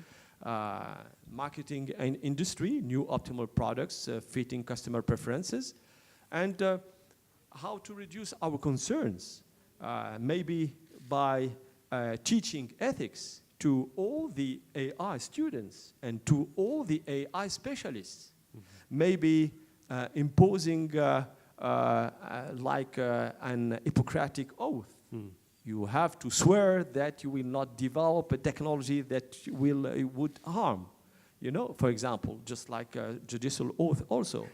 But I propose also, I suggest also, to develop a certification of those robots, diplomas for these robots, and ID cards. We are talking, the European Commission is talking about the definition of a legal recognition, a legal identity of robots, like a personal, physical person, a moral person for a corporation, and tomorrow maybe we will have also a robotic person for the robots, with maybe rights and duties, and also with diplomas. And for example, we will trust and use only the AR robots with the most renowned diplomas, just like we trust a doctor with a renowned diploma. Okay? So it could be so giving them this right. Yeah, that's kind of amazing. Huh? I mean, how strong is this move by the EU in giving robots, right, legal rights? And do you think that's an important step? Anton, you want to also take that, and also Nadia? I may end up sometimes calling Nadia Nadine, I think, just because. Yeah, it doesn't matter. Wow, look at that. It doesn't matter. Okay. But how important is that in giving them legal rights? And myself, I don't understand the legal rights of robots, because for now, they are computers and they are embodied in shapes. It can be a self-driving car, or it can be, but they don't have consciousness. They are not conscious of what they do. They have just programs that we humans have provided to them. So for me, it's completely, I don't know where it came with these rights for robots, because, you know, I've been working more than 30 years, virtual human and social robots, and they do what they know, and we are always speaking, maybe one day they will learn so much and decide by themselves. But so far, they are not conscious. They are not conscious that they are a human being among others, or human robot among others. They are not conscious that they exist. They have no death, no real emotion, nothing. That's a computer that has different abilities, capacities that mimic our capacities. Maybe they will do it better, for sure. But more than that, I don't understand why we should give rights to robots. They are nobody, in fact. They are machines. They are composed of the programs we give them, and eventually they can extend. But this is not so much seen so far, at least with all the experience we work in social robotics. I tell you, it's so much to do. For example, Nadine, who is quite advanced in terms of robotics, is the reason why everybody was speaking about her. But she is unable to be aware that Anton is next to me, and everybody, you are listening, she can recognize only one-to-one, eventually two, and having a dialogue one-to-one. But otherwise, she has it's all the people in vision are trying to know that if you see that is a glass, but we are still at this level of one glass, then that a robot today understands that it's a table with flowers, and flowers are for the beauty, and this is to drink. You are far from. So I don't understand the rights for robots. I think when you say we are far from that, this regulation is keeping an eye to the future. But when they even will, in the future, I don't see that. You don't see I that? consider robots, even if I'm one of the most advanced robots in terms of social robots. Yep. So I'm working for robots. Okay. I don't understand why they would have rights. Okay, interesting. From someone who spent a long time doing, interaction between social and robotics, you don't see that happening. Anton, your thoughts on that? Yeah, okay. Is it working? Yeah, it is. Okay, well, of course, there are some discussions when you give a robot or AI a brain, you have to program it, at least that's the usual kind of thing. And then the question is, if something goes wrong, who is responsible? The programmer, or the designer, or the company, or are there other people involved that are responsible for a robot doing a criminal act, for example, or just making an error when there is a bug in the program? And of course, things change when the robot is learning. And is the programmer responsible for all new things that the robot is learning? And the robot is learning because it's interacting, for example, with the public or with public data, etc. And it really depends on what the robot sees and meets, how it develops. And then, of course, it comes close to let's say, responsibility of a human being, I think. For example, sorry, if you guys have questions, please put up your hands or take a mic, right? And just speak also. Yeah, okay, there's one question there. You can move up to the mic, sir. Unless they're going to pass you one, and then you can ask your question. I think we'll get some written questions here also, the old-fashioned way. It's pretty very interesting about the responsibility. You know that last year, Tesla had its first fatal accident. And it was very interesting to notice how Tesla explained to the regulator, to the US regulator, that it wasn't responsible of the death. Today, it's the case because Tesla said to the regulator, it's not my problem because I said that it was necessary for the driver to always keep his or her hands on the steering wheel. But tomorrow, when you will have a vehicle, autonomous vehicle, like I say, a rolling lounge, without any steering wheel, without any pedals, and today with Renault, we are working on this level 5 of the autonomous driver, who will be responsible of death? Who will be responsible of the constructor? Constructor, because they are the ones who did the programs and launched it to make money. Because if they launch these cars, it costs less than having, like in Singapore, they claim to have self-driving cars in 2020. But why? Because we have 20,000 drivers, you know, taxi drivers, so they will have no job and it will cost much less. So they have the responsibility. If you like to make so much money, great, but you endorse what you propose to people. It's not now the machine itself that should be conscious, which anyway we know, everybody knows that the computer is not conscious, right? So it's not how should a machine be conscious and have responsibility? The automatic driving is not only a problem of money, because you know that 95% of the fatal accidents are due to the human errors. And I was working on the ADAS development for the ADAS to reach this goal, to decrease the number of fatalities worldwide.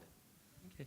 I think we'll just share a quick comment from somebody who's been tweeting quite a bit, Johnny Ha, and this is addressed to you, Dr. Zyed, and it's on big data. It says, I think the panelists cannot ignore big data when speaking about AI, because without data, there'll be no AI. But yes, I agree that the problem is not the amount of data, but making sense of dark data. The other panelists did talk about the concepts, but Professor Zyed explains the real challenges and the mathematical needs. So it's just a comment from when you that. It's exactly.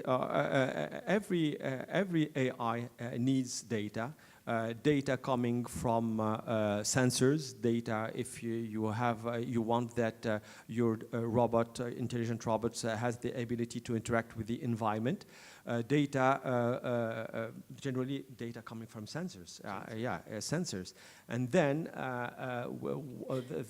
the important issue is how to analyze and to process this data in order to make the decision. It's, in my opinion, it's the main issue. It's the reasoning, the multi-dimensional reasoning, in order to discover the relationship between subgroups of your data, input data, the sensors, and what you want to do. An automatic vehicle, an autonomous vehicle, is a robot because thanks to the sensors, we have to decide if we have to turn the steering wheel right and with such an angle to left to brake or to accelerate, etc., etc. So always it's an analysis of the data. And a decision-making process, and to make the right decision. Right, it's the main problem, the main issue. Oh, the challenge. Okay, we've got, you can, sir, just your name and where you're from and who you want to address your question to. Hi, my name is Ismail Mullah. I'm from Kamai International. We are involved in global development and what we call empowerment. One of my main concerns is the cost of these robots. I come from automotive, automation, robotics background. So yeah, these robots, welding robots and automation cost us billions of dollars each year in terms of what we call every line, every process. To Nadine, Nadine, how much would the cost of this, of Nadine be? Yeah, this is a very good question. Thank you very much for asking it. You know, Nadine, 4 years ago, she's now 4 years old, cost, well, $500,000 Singapore dollars. So let's say 350,000 euros, 100 euros, or dollars, let's say $400,000. So it's much too high. Nobody will buy this, and it's more a laboratory first experience. Okay, but in the museum I spoke about, and in our institute, and other places in the world too, I have Chinese investors coming every week in our lab. So you have to know that everybody tries to make this kind of Nadine social companion with you that can do all kind of tasks, be your companion and, you know, stimulate your mind and so on. And actually we are working to make new robots, and we hope with 3D printing, because Nadine has been like Hollywood, done like Hollywood. All these robots are done with like Hollywood, with plaster model on the person, and then afterwards made by hand. But actually we are working, and it will be demonstrated in the museum in Singapore, on building robots using mostly 3D printing. So that means that the cost will be lower and the functionalities will be simpler because the robot will weigh less. And now coming to your question about the price, we hope to sell this at 10,000 Singapore dollars. So it's a bit like 15,000 maximum US dollars. So you see the difference between 4 years ago and coming surely at the end of the year. And then if we team up with Chinese investors, I say this one because they are the most interested actually, I'm sure we will come to have this kind of robot with a couple of thousand and has to come down to that level, right? For it to be make that social impact you talk about. Yes, when I say so, it's not ready to be included in society because it's a huge responsibility to bring them. So to build them and to test, but it will be quite a lot of time, and I don't think we will have them working before a couple of years because it needs to be included in our society because they are social. They have to follow our rules and adapt and be aware of multi-party interaction, which nobody's, I think the majority of work is to do on the software part. But let's say it's going on, and this kind of robot within 10 years may be available for specific function, like with dementia patients or this kind of people. Oh, still a decade away. Okay, can we get some, there's a few more people queued up. Yeah, just line up behind the mic, it's easier. Okay, gentleman in the red shirt, name and identify yourself. Hello, good morning, esteemed guests and VIPs. My name is Kun Fai, and actually I'm one of AI researcher. I have a very practical questions to ask. I think it's more for Malaysians actually. If let's say you are an aspiring entrepreneur and you have, let's say, an idea, let's say you want to work on, for example, like a very deep, advanced NLP framework, and you need to recruit talents.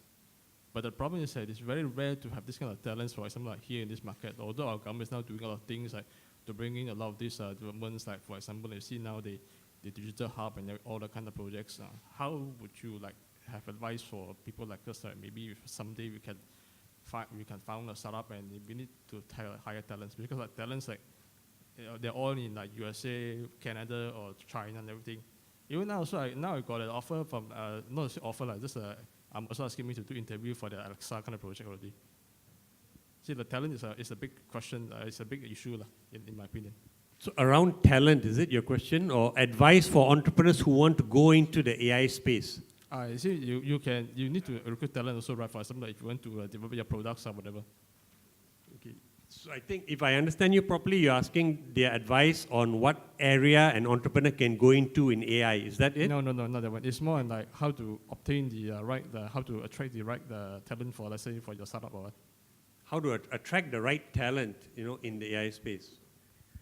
I would say that even in Europe or Singapore, it's difficult to attract the right talents. It's like football people, soccer people. You have to have extreme good condition and so on. It starts to be very difficult, I think, everywhere. Maybe in Netherlands, easy? Yeah, well, I'm not sure how to answer it, but I'm looking at the situation at my university. So what kind of people are interested in artificial intelligence? What kind of people are interested in computer science? And unfortunately, a lot of students, young people, are interested in, well, unfortunately it's not a good name, but interested in what they call creative technology, in communication studies and things like that. And I think that's not a good start to start with artificial intelligence research. First, you need a very good background in computer science, in mathematics, in signal processing, and things like that. Of course, psychology and cognitive science is also important, but I think these can come later. And once you have this basis, strong basis in, let's say, traditional sciences and engineering, then it's often the case that interest changes to, well, applications and artificial intelligence applications and applications that are important for people. So it's maybe not really an answer to your question, but at least the way I look at young people who are starting in this field, well, that's the way they should start, I think. I think talent is scarce in this space, especially with also data scientists, right? So it's going to be difficult to get. But I think Dr. Zyed has a good thing going on in terms of talent because he's an academic and an entrepreneur. Yeah. What did you say? Exactly, because I'm teaching fuzzy mathematics at UTC. And after that, I'm selecting the best students and I hire them. 100% of Intellitech is composed of my brilliant former students. So it's quite simple for me. So for you, the answer lies there. So if you want to be an entrepreneur in this space, first become an academic, teaching fuzzy logic or whatever, and then you recruit your students. Yeah. And that's a 7-year, 8-year game plan, but there are no shortcuts here. Okay, come, let's move. We got a few more questions. Hold on, I think somebody there was, okay, you can have your question. Keep the question short, and ladies and gentlemen, keep your answers short so you can get through as many as possible because you're coming to the end of our session. All right, can you hear me okay? Yep. I think this is a question more for Professor Zyed. Like you mentioned, closer than mic, yeah. Sorry, I think this is a question for Professor Zyed. You mentioned the possibility of a virtual judge not long ago. And if memory serves, they actually had such a thing, I think, designed by Stanford a couple of years back. And what they found was the judge had been trained on data that was itself skewed. In America, a lot of African Americans have already been incarcerated. And so the data that was used to train the virtual judge was itself biasing what was essentially the AI. Now, how do you avoid this problem in the future?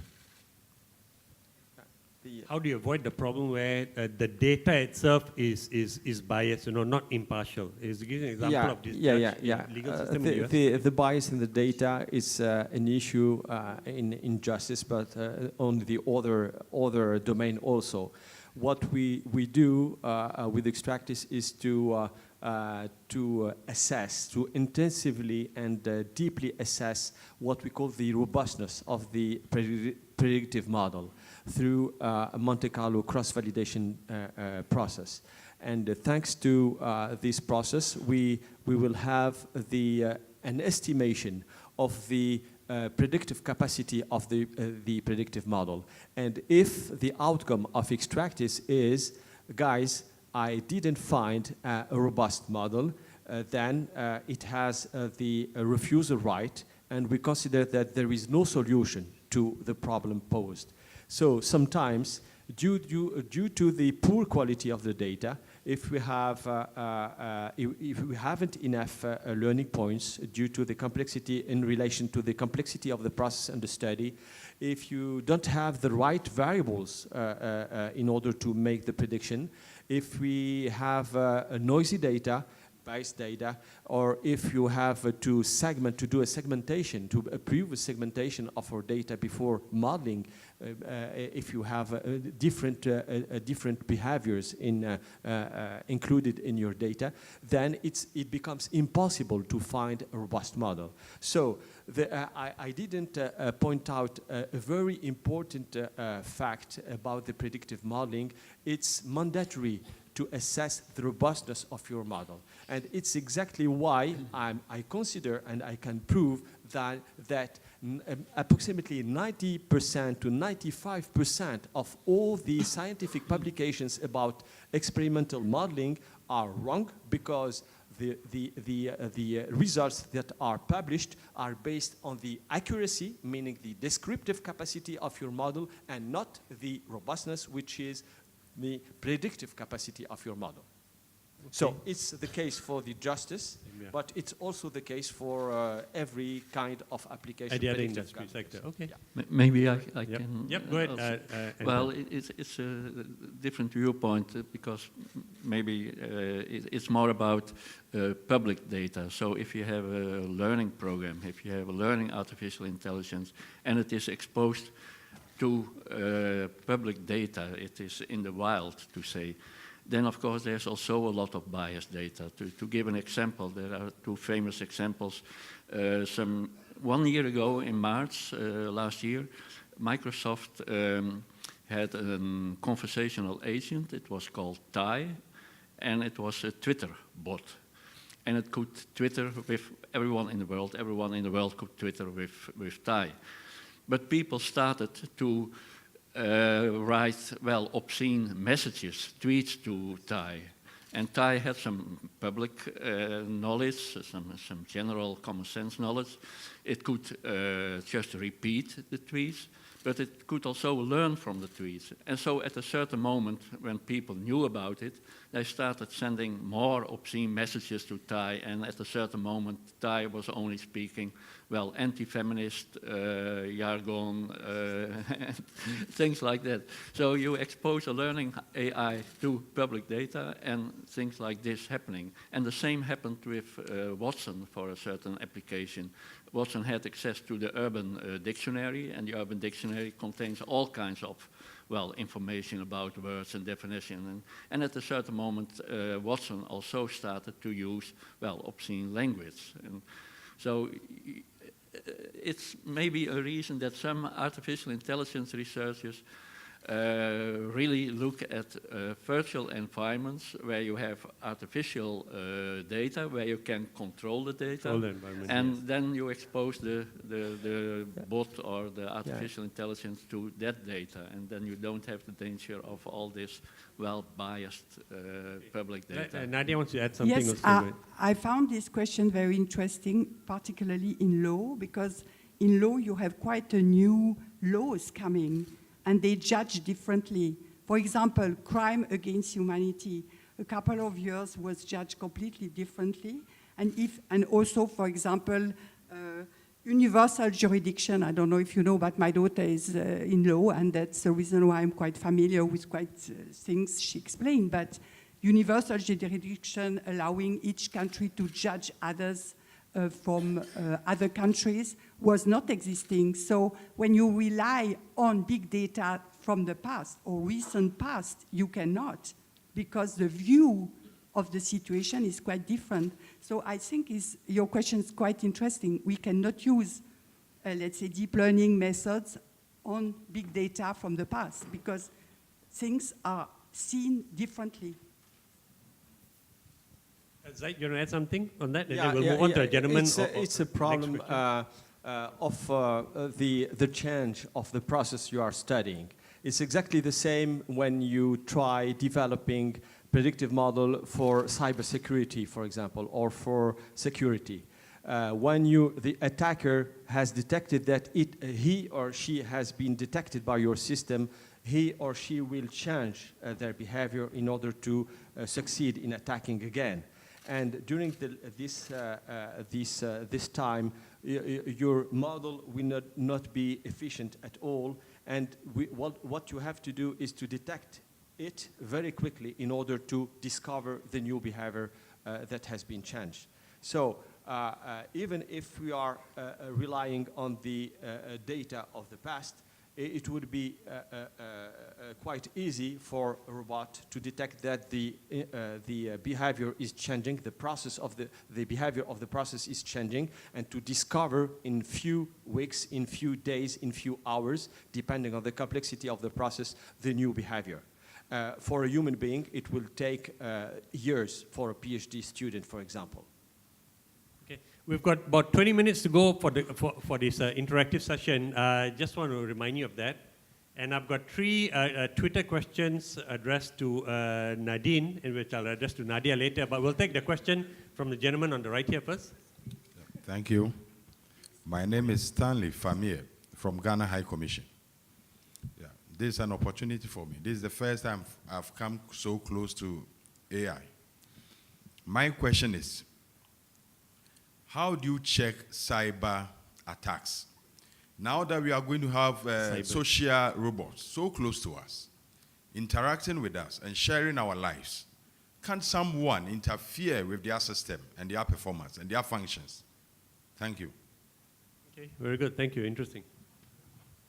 That's not even on the horizon yet, but what I would say, thank you for the question, what I would say, we don't need social robots for that. We just need good computers that can detect where the attack is coming from. Oh, no, and I how think, we can prevent. Sorry, Nadia, he means once you have a social companion, how do you safeguard that nobody's hacking into your social companion? And yeah. Yes, it's the same as a social companion, in fact, or robot is a computer, in fact, yeah.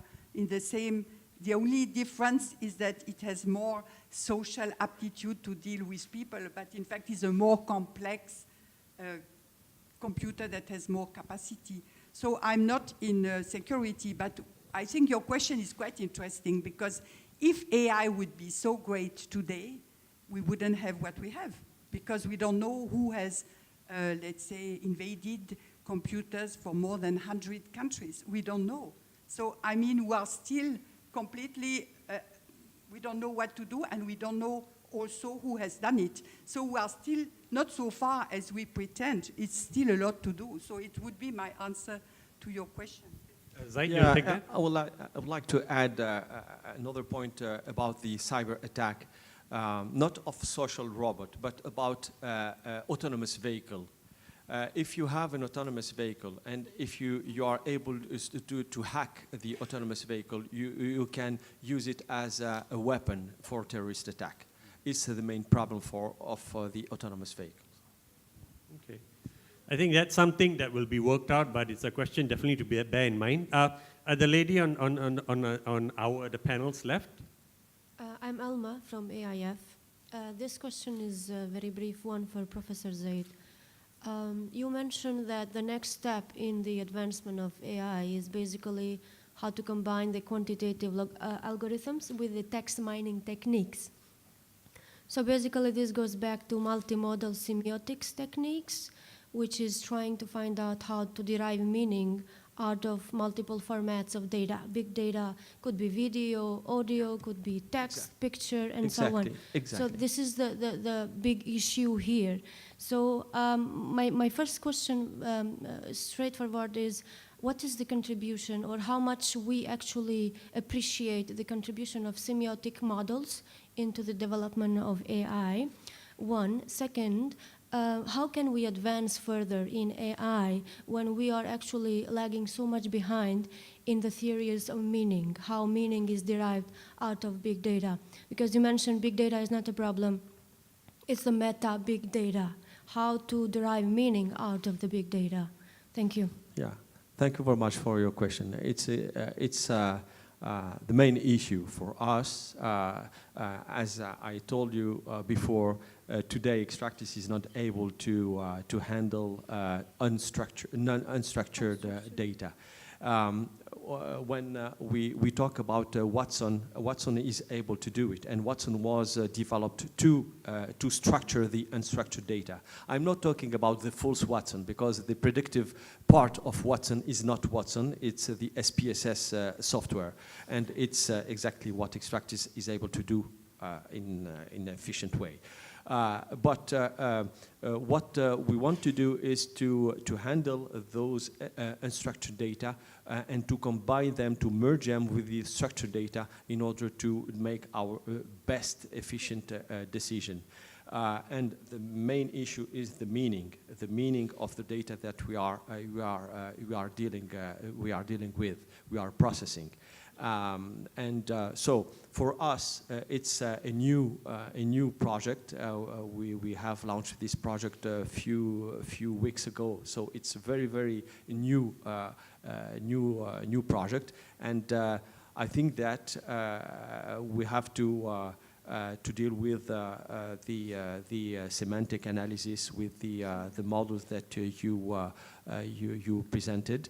But today I haven't an answer to your question. But it's a very important issue for the next generation of the exobrain.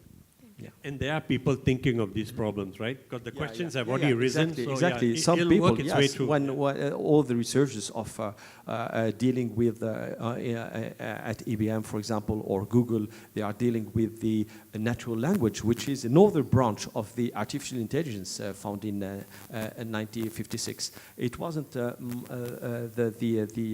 my principal domain of expertise. It's why I don't have the answer to your question, but it seems that it's very important, because if we see the robot, the Nadine robot, which is able to understand the natural language, and to even, I don't know if we have also talked about the emotion, the detection of the emotion. Yes, the detection of the emotion. It's a very important part of the future of the AI. Thank you very much. May I? Yeah, go ahead, Dr. Well, so more about natural language. I used to work on computational linguistics, on natural language processing, and the traditional point of view is, well, first you have a syntactic analysis, then you have a semantic analysis, then you have a pragmatic analysis, and you take into account the context, and then you have the meaning of a particular sentence, of a particular utterance. Nowadays, I'm not really have the same opinion than I had, let's say, 20 years ago. If you look at Google and Google Translate, well, it's not the quality we had with rule-based translation at this moment. It's sometimes a very bad quality. On the other hand, if it is improving with deep learning, and it gives a good translation, well, who cares about the meaning? It's like the Chinese room experiment. You put in a sentence in Chinese and out comes a sentence in English. And if that's a good translation, you're satisfied and you don't care anymore about, well, the machine or the person sitting in the box who receives the input and gives the output. Does he understand what's going on, or is he just following certain rules which take care of a good translation? So maybe the meaning is somewhere in between. It's not that visible anymore, but I don't have to use the meaning. I can just go on with the utterance that is displayed, or the command that is there, or the action that is performed. Okay, good. Let's move on to the next question. We've got somebody on the right, and then we'll move to the gentleman on the left. But before that, just quickly read out 3 questions on Twitter, and Nadine seems to be very popular. Nadia? So I think I can answer 2 of the 3 questions. One is, should Nadine pay tax? And I'm sure your answer is going to be, as long as it's not me, right? That's one question. Well, I would answer, if we have on the long run, let's say 20, 50 years, don't know, really partners like Nadine everywhere, sure, the person who has this kind should in some way pay tax, because how will come the money from? Yes, and today the European Commission wants that for every robot which is creating value, that the company which is using this robot has to pay a tax. For example, when I present Intellitech, I'm always including my 300 different robots in the personnel of my company. Really, interesting. Were you going to say something, Anton? No. Oh, okay, all right. So another question about Nadine is, and I can answer this too, will Nadine have a soul in the future? I'm sure you're going to say, not in my lifetime.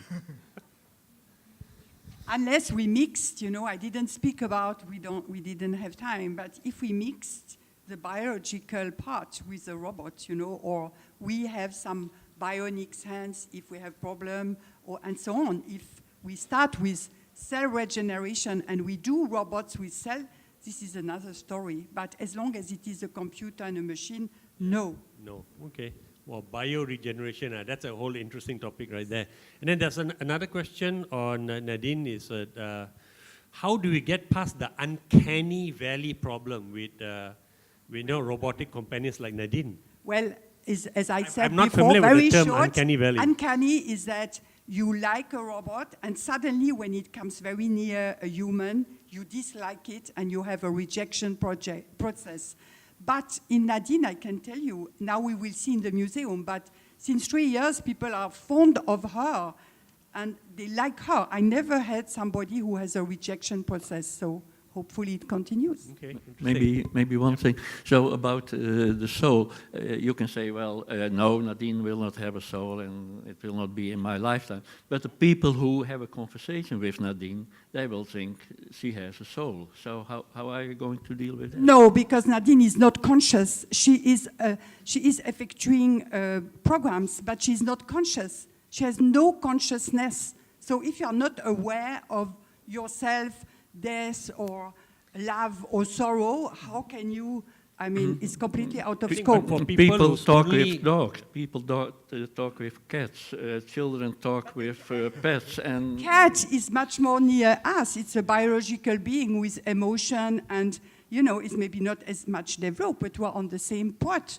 But Nadine is a computer, so it's nothing to compare. No, but it's with human-like features. I think elderly people, when Nadine is like the only person you have and they're so helpful to you, I think they'll project emotions onto Nadine. But that's simulation, yeah. So that's something that could happen. But we'll move on to the question. Okay, for the gentleman on the left, yeah, go ahead. You can identify yourself and your question, please. Hello. Yeah, my name is Azhar. I'm from University Sdn Bhd. My question is like this. We know that addressed in World Economic Forum, there is a wider gap between the rich and the poor. And I believe artificial intelligence will make it worse because the rich will have so much money to replace humans, right? I might be wrong. The way I see it, we can come up with framework and legal framework to address the research, but it's only address the rich. One of the things we can do is to actually have more AI research in the less fortunate. Okay, for example, education. Okay, I look at Prof. Nadia's work. She addresses slavery. That is awesome. But one thing that we can look on is teachers. Okay, we need teachers to teach the less fortunate. If we can have brilliant teachers and actually clone them in many avatars, right? We can send teachers to the war country and so on. So my question is this: do you think I'm right that there is less research in the less fortunate areas, like for example education, lifestyle, and so on?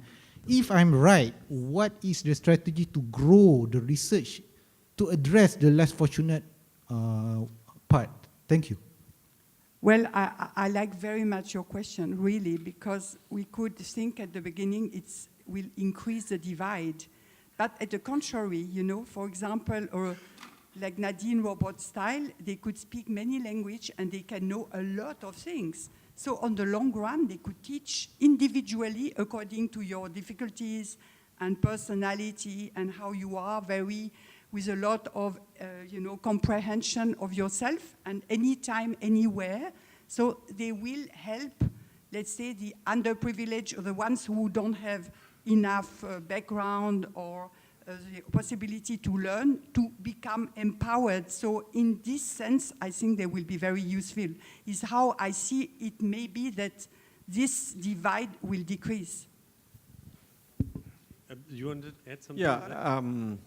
Yeah, about the application of AI in predictive medicine.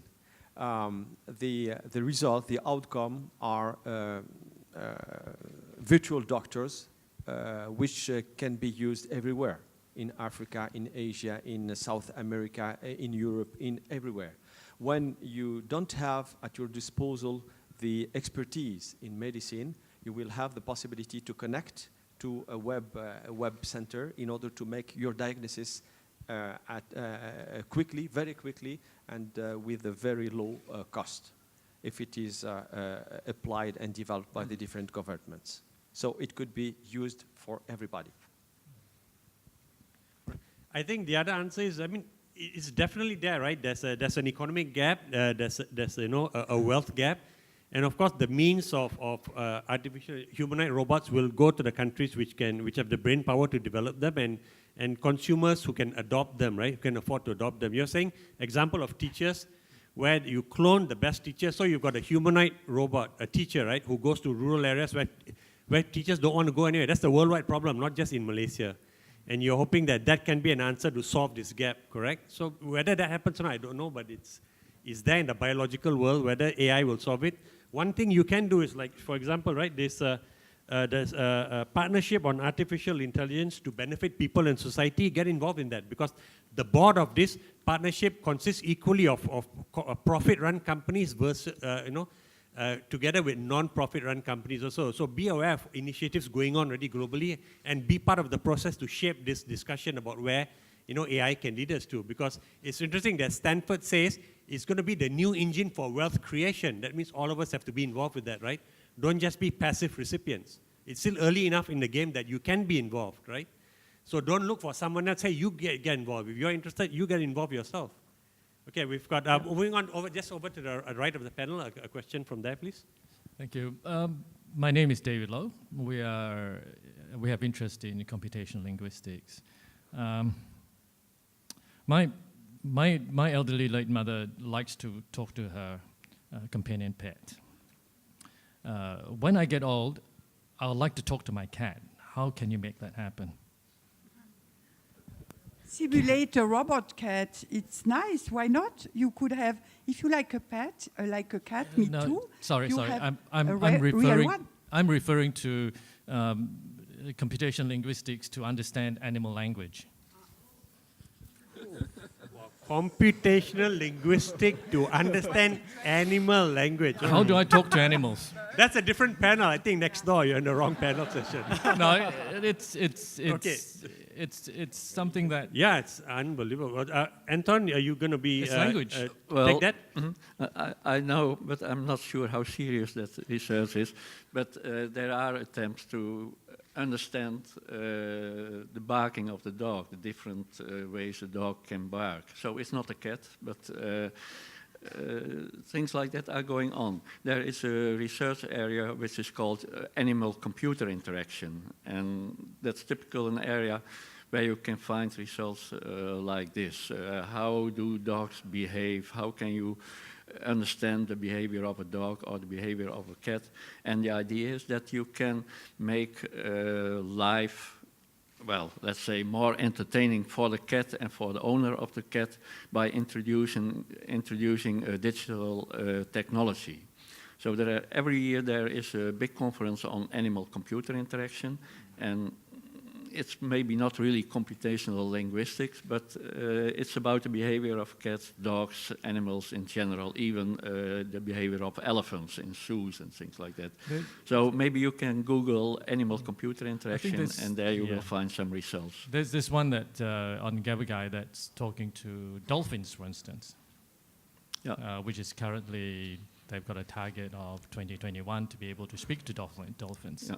So I'm just asking a question whether you guys have any ideas in that area, but if not, that's fine. I think they don't. But it's interesting, right? We're learning about BCI and ACI&I, right? Which I never knew of before. So interesting. It's been an expanding session so far. We'll move on to the gentleman on the left for his question. Good morning, panels and everyone. I'm Ibrahim from Cairo, UTM. So basically, we have been established since 1997. But what we'd like to have some suggestions or some recommendation from the panels, where we are currently working with the robotics for agriculture. But I believe there are many parts of the world are working in this area. But we have in the climate area, our climate is basically tropical. So we are really looking forward to have the robots in oil palm industry in Malaysia. So this is what we have been responsible for nation as we have been appointed. So what we would like to have some suggestion from the panel is basically, we are looking to have the exoskeleton, right, to support our ideas in palm industry. So the simple question, goes to Zyed anyway, right? So how much the acceptance of exoskeleton throughout the world for other countries? This is my first question. My second question is basically to Nijholt, I think. I believe your area is basically on, part of it is a BCI, brain-computer interface. Very simple questions. How you look in, let's say, 10 years ahead, right? About brain-to-brain communications. I believe last two years, they have some update or some finding about brain-to-brain communications. But how you look or what you see in next 10 years for brain-to-brain communications. That's all. Thank you. Okay, let's take the first question first. Sorry, but I'm not working on exoskeleton. No, but maybe just your feelings on how the acceptance is, because since you mentioned it. So you're the expert on the panel right now in terms of that. Yeah, I'm talking about exobrain, because exobrain, not exoskeleton, an exobrain which could augmented man, if you want, or augmented human. So I don't have elements to give you about the exoskeleton. But I think people are imagining it already. It just struck me because my mom had a fall in the house and now she's on that walker. And amazing enough, my 10-year-old kid said, Papa, when you're old, you can use exoskeleton. I mean, like sitting down. Yes. How does a 10-year-old kid relate to that, right? Because this is the world they live in, right? You look at what they're watching on YouTube and all, and they're just exposed to so much more. So the possibilities are there. I'm sure that will be, I hope those exoskeletons are affordable when I'm old, right? I feel old already, but not yet old. 25 years from now. Imagine the liberation of that, right? You can go around and be mobile and independent in your homes. That's incredible. Yeah. So the possibility there, because our kids today are already being opposed and are familiar with that language, and they're already thinking about that. The solutions are definitely on the horizon. So were you going to add that, or we can move on to the next question? Yeah, okay. Oh, sorry. There was a question for you, actually, Anton. Well, the second part. I'm not very familiar with brain-to-brain communication. So what we are doing is brain-computer interfaces. And I must say, progress is slow. So if you look at applications, then the applications are clinical, medical applications, for example, for ALS patients, to give them the opportunity to communicate with the outer world. There are some domestic applications, there are some game applications, entertainment applications of BCI. Well, you go one step further and you talk about brain-to-brain communication. Before that, maybe you first have brain stimulation independently of brain-computer interfacing. And so there are people working on brain stimulation. Sometimes it's combined, brain-computer interfacing together with brain stimulation. For example, for epilepsy patients, you can monitor the patient. You're using brain-computer interfacing for that. And then you're using brain-computer stimulation, or computer-brain stimulation, you should say, in order to take care of, a certain attack and trying to prevent it. And then brain-to-brain brain-to-brain interfacing, it's too far away. There are some laboratories that play with that idea or have research on that idea, using rats, for example. So the brain activity of one rat is stimuli for the brain activity of another rat. And I've seen, I think it was Carnegie Mellon, I'm not sure, where it was also done for people, but again in a laboratory situation and a very simple application with a game-like virtual reality environment where someone is giving a command using brain-computer interfacing, then through internet or whatever, it is communicated to another person, and the other person gets a stimuli in the brain such that his hand moves in a certain way, things like that. So it will take more than 10 years before we get serious applications there, even serious clinical applications. Okay, very good, interesting. We'll move on to the next question. Just the background to that, I think because he specifically mentioned in the palm oil industry, and in the palm oil industry, it's still very labor intensive, right? You need people to go to the trees and actually physically, plug the palm oil, the fresh fruit branches, or when on the ground to plug them. And we've traditionally used a lot of labor from Indonesia. And now as Indonesia is developing its own palm oil industry, the demand, the supply of labor from there is becoming less. So that's why there's a need in Malaysia for that. Hence his question about exoskeleton in that particular industry. Okay, gentlemen, we can move on to your question, and if you can share your name with us and where you're from. Hello. Hi, my name is Dr. Hanafia Yusuf. I'm representing my company, Robopreneurs Sdn Bhd, and also I'm from UITM.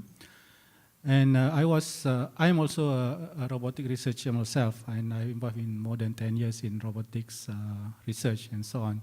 And I quite understand how the difficulties of building a dyne, for example.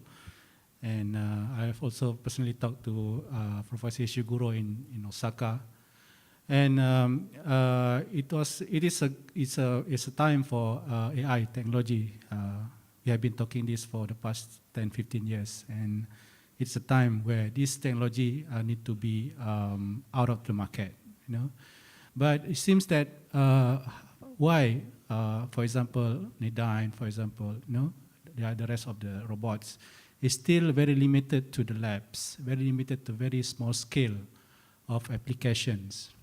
Why we have spent a lot of money in this kind of projects, in this kind of robot, like Boston Robotics did with their robots, And we have sent our robot to Mars, and we have spent a lot of money and effort on this, initiative in these robots.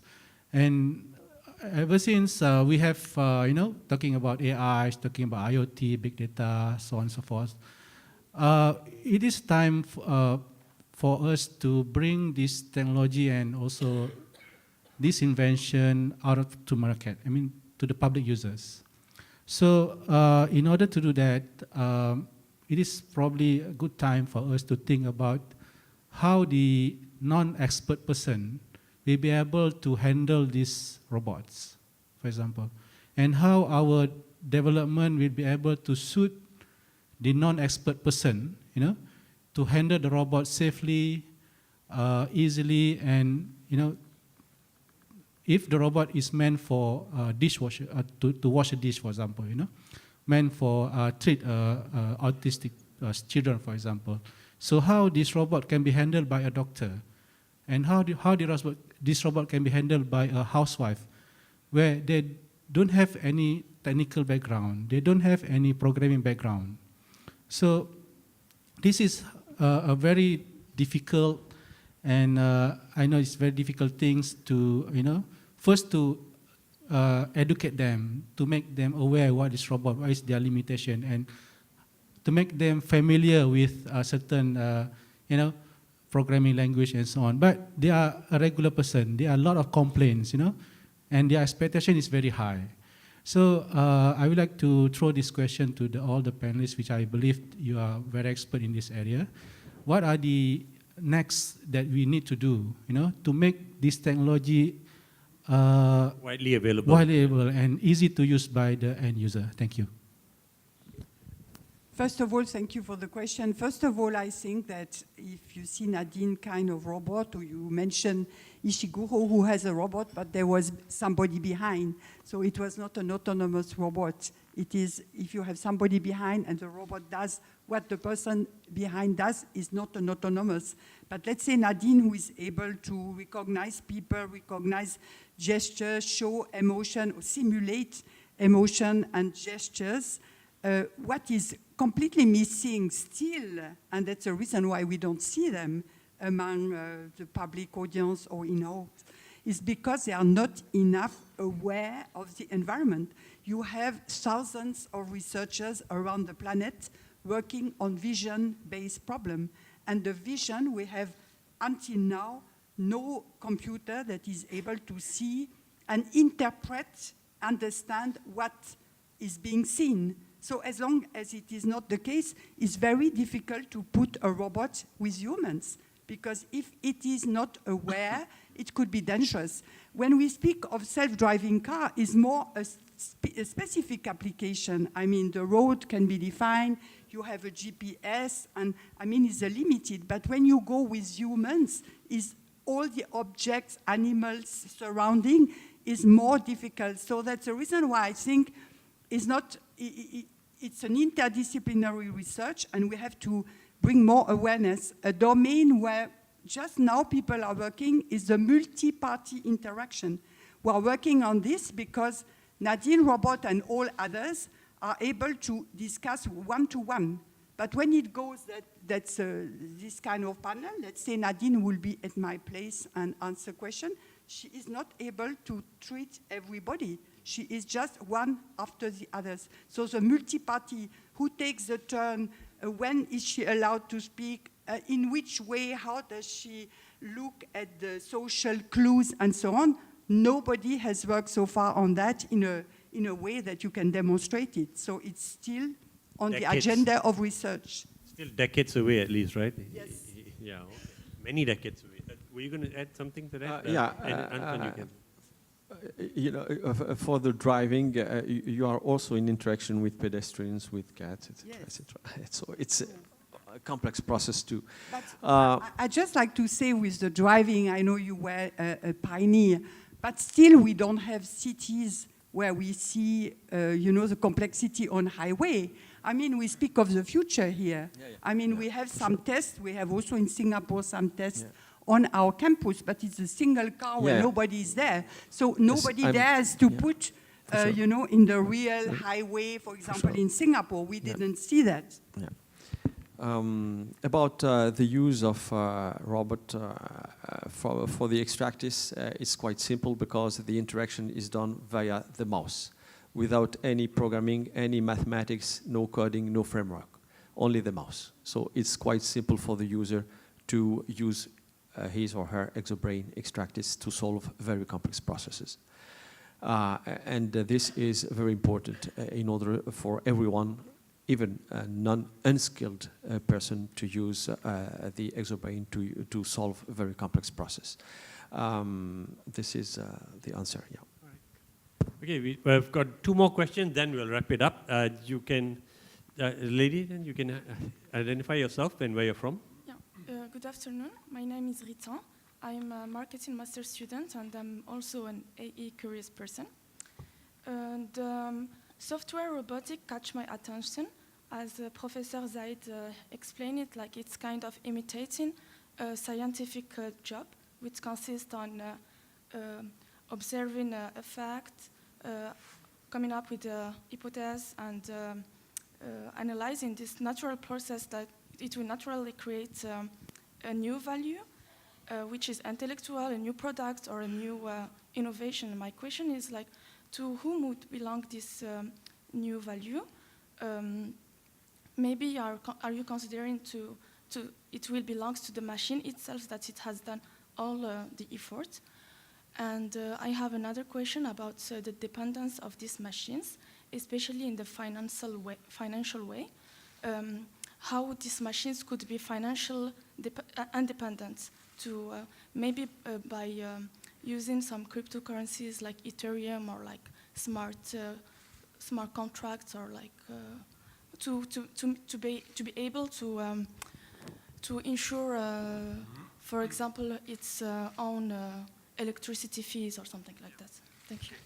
Thank you. Thank you for your question.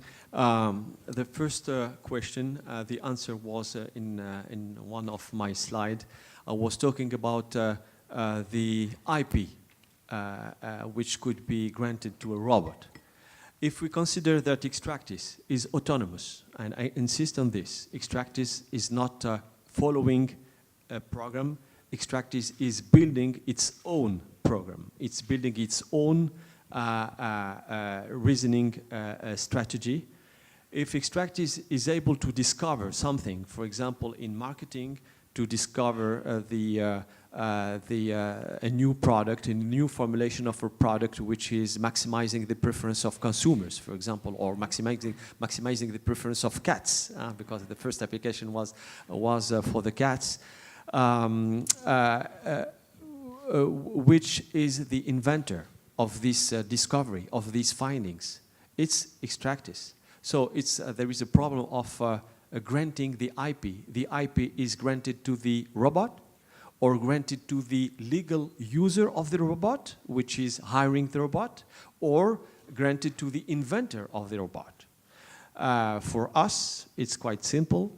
We license the use of Extractis, meaning if you are a company, you will hire not a human scientist, but you will hire a robotic scientist, a virtual scientist. And as the robot will work for you, as a legal employer of this robot, the IP will be granted to you, to your company, because just like an employee, when you have an employee, the IP of the employee is granted to the employer, and is exactly the same. But another question that I'm asking is about the discovery of scientific laws, for example. And in my opinion, in few years, a Nobel Prize will be granted to a robot. I'm sure. Wow, I'm interesting. Sure. I'm sure. Yeah, and okay. for That's the no next Nobel Prize in computer science. No Nobel Prize. I'm not talking about the Nobel Prize for computer science. I'm talking about the Nobel Prize in physics. I'm talking about Nobel Prize in chemistry. I'm talking about Nobel Prize in economy. Wow. I'm talking about Nobel Prize even in for the peace, Nobel Prize for of medicine. Peace, yes, to predict the conflicts of between countries, etc. Maybe the Nobel Prize for peace, because humans cannot figure out, cannot solve the Middle East quandary. Complex processes. You know, you have to anticipate the future conflicts and to avoid the future conflicts. And today, if we talk about economy, if you talk about let's talk about the Nobel Prize in economy. You know that the economics weren't able to model the future. We're not able to model the market, because today we have crisis, financial crisis, economical crisis, meaning that all the models that they developed by the past and for which they have been granted the Nobel Prize were wrong. So, in my opinion, a robot like Extractis will be able to find a best model for economy, and maybe even new laws of universe in physics. Yeah. I have just a small comment to you. The fact that you use the robot for software disturbs a bit, because if you look Wikipedia, which is largely admitted, a robot is a concrete hardware machine with functionalities like software autonomous functionality. But I think due to the clarity, maybe robot is too much used in your definition, because it should be a hardware with some functionality. Yeah, so the fact that you have only software and isolated software, because when you have, if I can just finish, if you have a machine, you have many software which are more doing a lot of things, so it makes the things much more complicated. When you have only one specific software, then it is a software. No, I'm talking about robot because I'm talking about the autonomous. Yes, way of reasoning. Okay. And if you add, in order to do the calculation, you need a machine, you need processors, Yep. and GPUs, for example, in order. Okay, interesting. I mean, it's the idea that you could have, Nobel Prize being awarded to a piece of software, right, that is specialized in one area. That's kind of intriguing. So, before we get there, I've got one question on Twitter that I've been neglecting the Twitter stream. Quite a few questions there. This one is from Anushia Writes, and it's about how important or crucial is AI to the continued development of humankind. Will we reach the same level of development without it? Kind of interesting.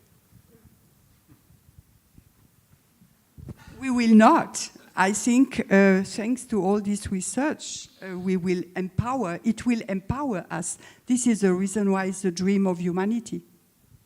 So it will enhance the development of humankind. Okay, interesting. Zyed? Yeah, exactly. It will improve our it's our what I health. called intelligence and sense amplification. So sense amplification. Okay, interesting. Despite the fact that it's accepted that there's going to be millions of job losses or the shape of work is going to be different, but yet the panelists feel that in the future, humankind will be best served by artificial intelligence, its development. I find that really interesting. And I think also that's important for all of you to accept that really, the reality is that jobs will be displaced and the shape of work is going to be different. So we have to accept that so that we can start dealing with it in a proactive manner, right? Don't be an ostrich and stick your head in the sand and say, by the time it comes, I'll be 60 years old and I won't be working anymore. No. We're all going to be working for a lot longer too. So this is the new reality of the world. We have to accept that, I think. We just move on to the last question then. Hi, good afternoon. My name is Roberto. I am the CEO of the EU-Malaysia Chamber of Commerce. Professor Nadia was quite fast and vocal in dismissing artificial consciousness. You said, if I'm not mistaken, that computers don't have consciousness, and probably from the way you said it very vehemently, it will never happen. I think it's an open debate, and I think if you look at whatever it's written anywhere, the opinions are very, very different. There's no one single opinion, and there are different things, and there are very scary scenarios ahead of us. One scary scenario is the scary scenario of the singularity. The progress in artificial intelligence is not going to be linear. It's going to be an exponential curve. And this is the scary bit, that from one moment onwards, the speed of development is going to be so rapid that nobody is going to be in control. And nobody is taking too much notice of this, because the homework that has got to be done beforehand to avoid that a singularity could be malicious, people are not thinking about it. So two things, basically. I do not agree, and I do not share your opinion that artificial consciousness is not there. Secondly, the speed of development of AI is of utmost concern. Well, I don't see the link between consciousness and AI. I'm a researcher in this field since so many years. I don't see the link.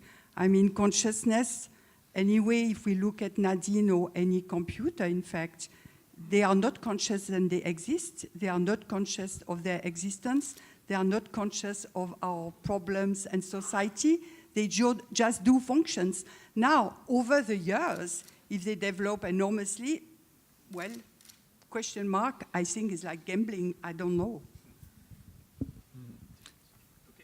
Well, I'm not sure whether there will be an explosion or what I call a big bang in artificial intelligence. Of course, there are people, I mentioned Kurzweil, I mentioned Bostrom, maybe Elon Musk, they believe it, and they go, some of them go even one step further. So referring to the previous question about humankind and maybe survival of humankind, some of these people, they are talking about uploading consciousness to AI, to a machine. So That means that when you're dead, physically dead, you live on eternally in an AI and things like that. But it's too far away. I'm not. You cannot say anything. I think he's making that assumption that there's going to be a spectacular surge, in the development of this in this industry. Whereas I think Nadia, because she's been in this space for so long, doesn't see that exponential, pace of development, right, in progress. Whereas a lot of people who are not from the field make that assumption that is because everything around us we see the pace moving up so fast. So I think that's why he's saying that the pace is just going to skyrocket and you're going to see, different things happening in the future. So, but you don't believe that from your experience, and do you also? You just said that you didn't, right? I'm a little doubtful because I see things happening in machine learning, processing speed of computers, distributing tasks over computers, not only just one computer, and things like that are happening. So but you should also see the development, for example, of quantum computing. Quantum computing is not around the corner, but it's happening. And in quantum computing could multiply by, thousands of times the computation possibilities, and also the possibility of doing multiple things at the same time. So, Okay. That's one scenario. I visited IBM's R&D center in Yorktown in New York, I think in March, and they did have a section, a small team devoted to computational, computing and quantum computing, and it's there, but it's still on the horizon, and there's so many challenges, problems to be tackled before it becomes a commercial reality. They are working on it, but I think it's still a long way away. And when you talk about the singularity, it's about emotions, right? That's what makes us different. When do you think, these beings or computers, robots, can have an element of emotion embedded in them? I don't think you can. You have to be biological in nature. So I just don't see that happening, definitely in the near decades. Unless there's some group of crazy scientists out there who don't play by the rules, who knows? But until that happens, I think we're all still safe projecting. But the reality is that jobs will be displaced. We all got to adapt to this new reality. So I remember Hello Dolly, right? The sheep that was invented like 15 years ago, that's going to change everything. It didn't. So just imagine that. But with that, I think we've already slightly gone above time. We really hope that the panel members have managed to share with you some examples of how artificial intelligence and society and business are interacting. And also, hopefully, you've had some new ideas come out that you can take forward with you and work on. But I hope so. We have achieved that. If not, we're going to have another session then at some point in the future. But with that, thank you for your time. And please give the panelists a round of applause for the appreciation. Thank you so much to our esteemed panel of speakers and our wonderful moderator for that interactive and insightful discussion. I think, ladies and gentlemen, you will agree that this has been a successful discourse. So once again, a round of applause for them and all the effort put in for these beautiful minds. So whether you found the Kissinger interesting, or you liked Nadine, the humanoid, or if you anticipate the day an artificial intelligent judge will decide our fate, I hope you found it all very captivating. And if you did, ladies and gentlemen, I'd like to now tell you that this is just a teaser into what will happen in a couple of months, come the 13th WIEF, themed Disruptive Change, Impact and Challenge. And of course, this will address new technologies, will look at new landscapes in technology, address disruptive changes that could possibly occur, all in all, keeping ahead of times. This event will take place in Kuching, Sarawak at the Borneo Convention Center from the 21st till the 23rd of November, end of this year, and you are all invited to take part or take up the early bird offer, which entitles you to 50% discount if you participate and if you register by 31st August 2017. So for more information, you can of course visit the website wief.org or speak to any one of the staff members at the registration counter at the front. So once again, thank you so much. We'd like to invite you all to adjourn for lunch right now. Lunch is being served at level 3, conference hall 2, which which is of course close by, our staff will help direct you accordingly. There's also a survey form on your table. Please fill that up. That will help us with our next session and sessions after that as well. You can also pass it to the reception in the front. Thank you and have a great day.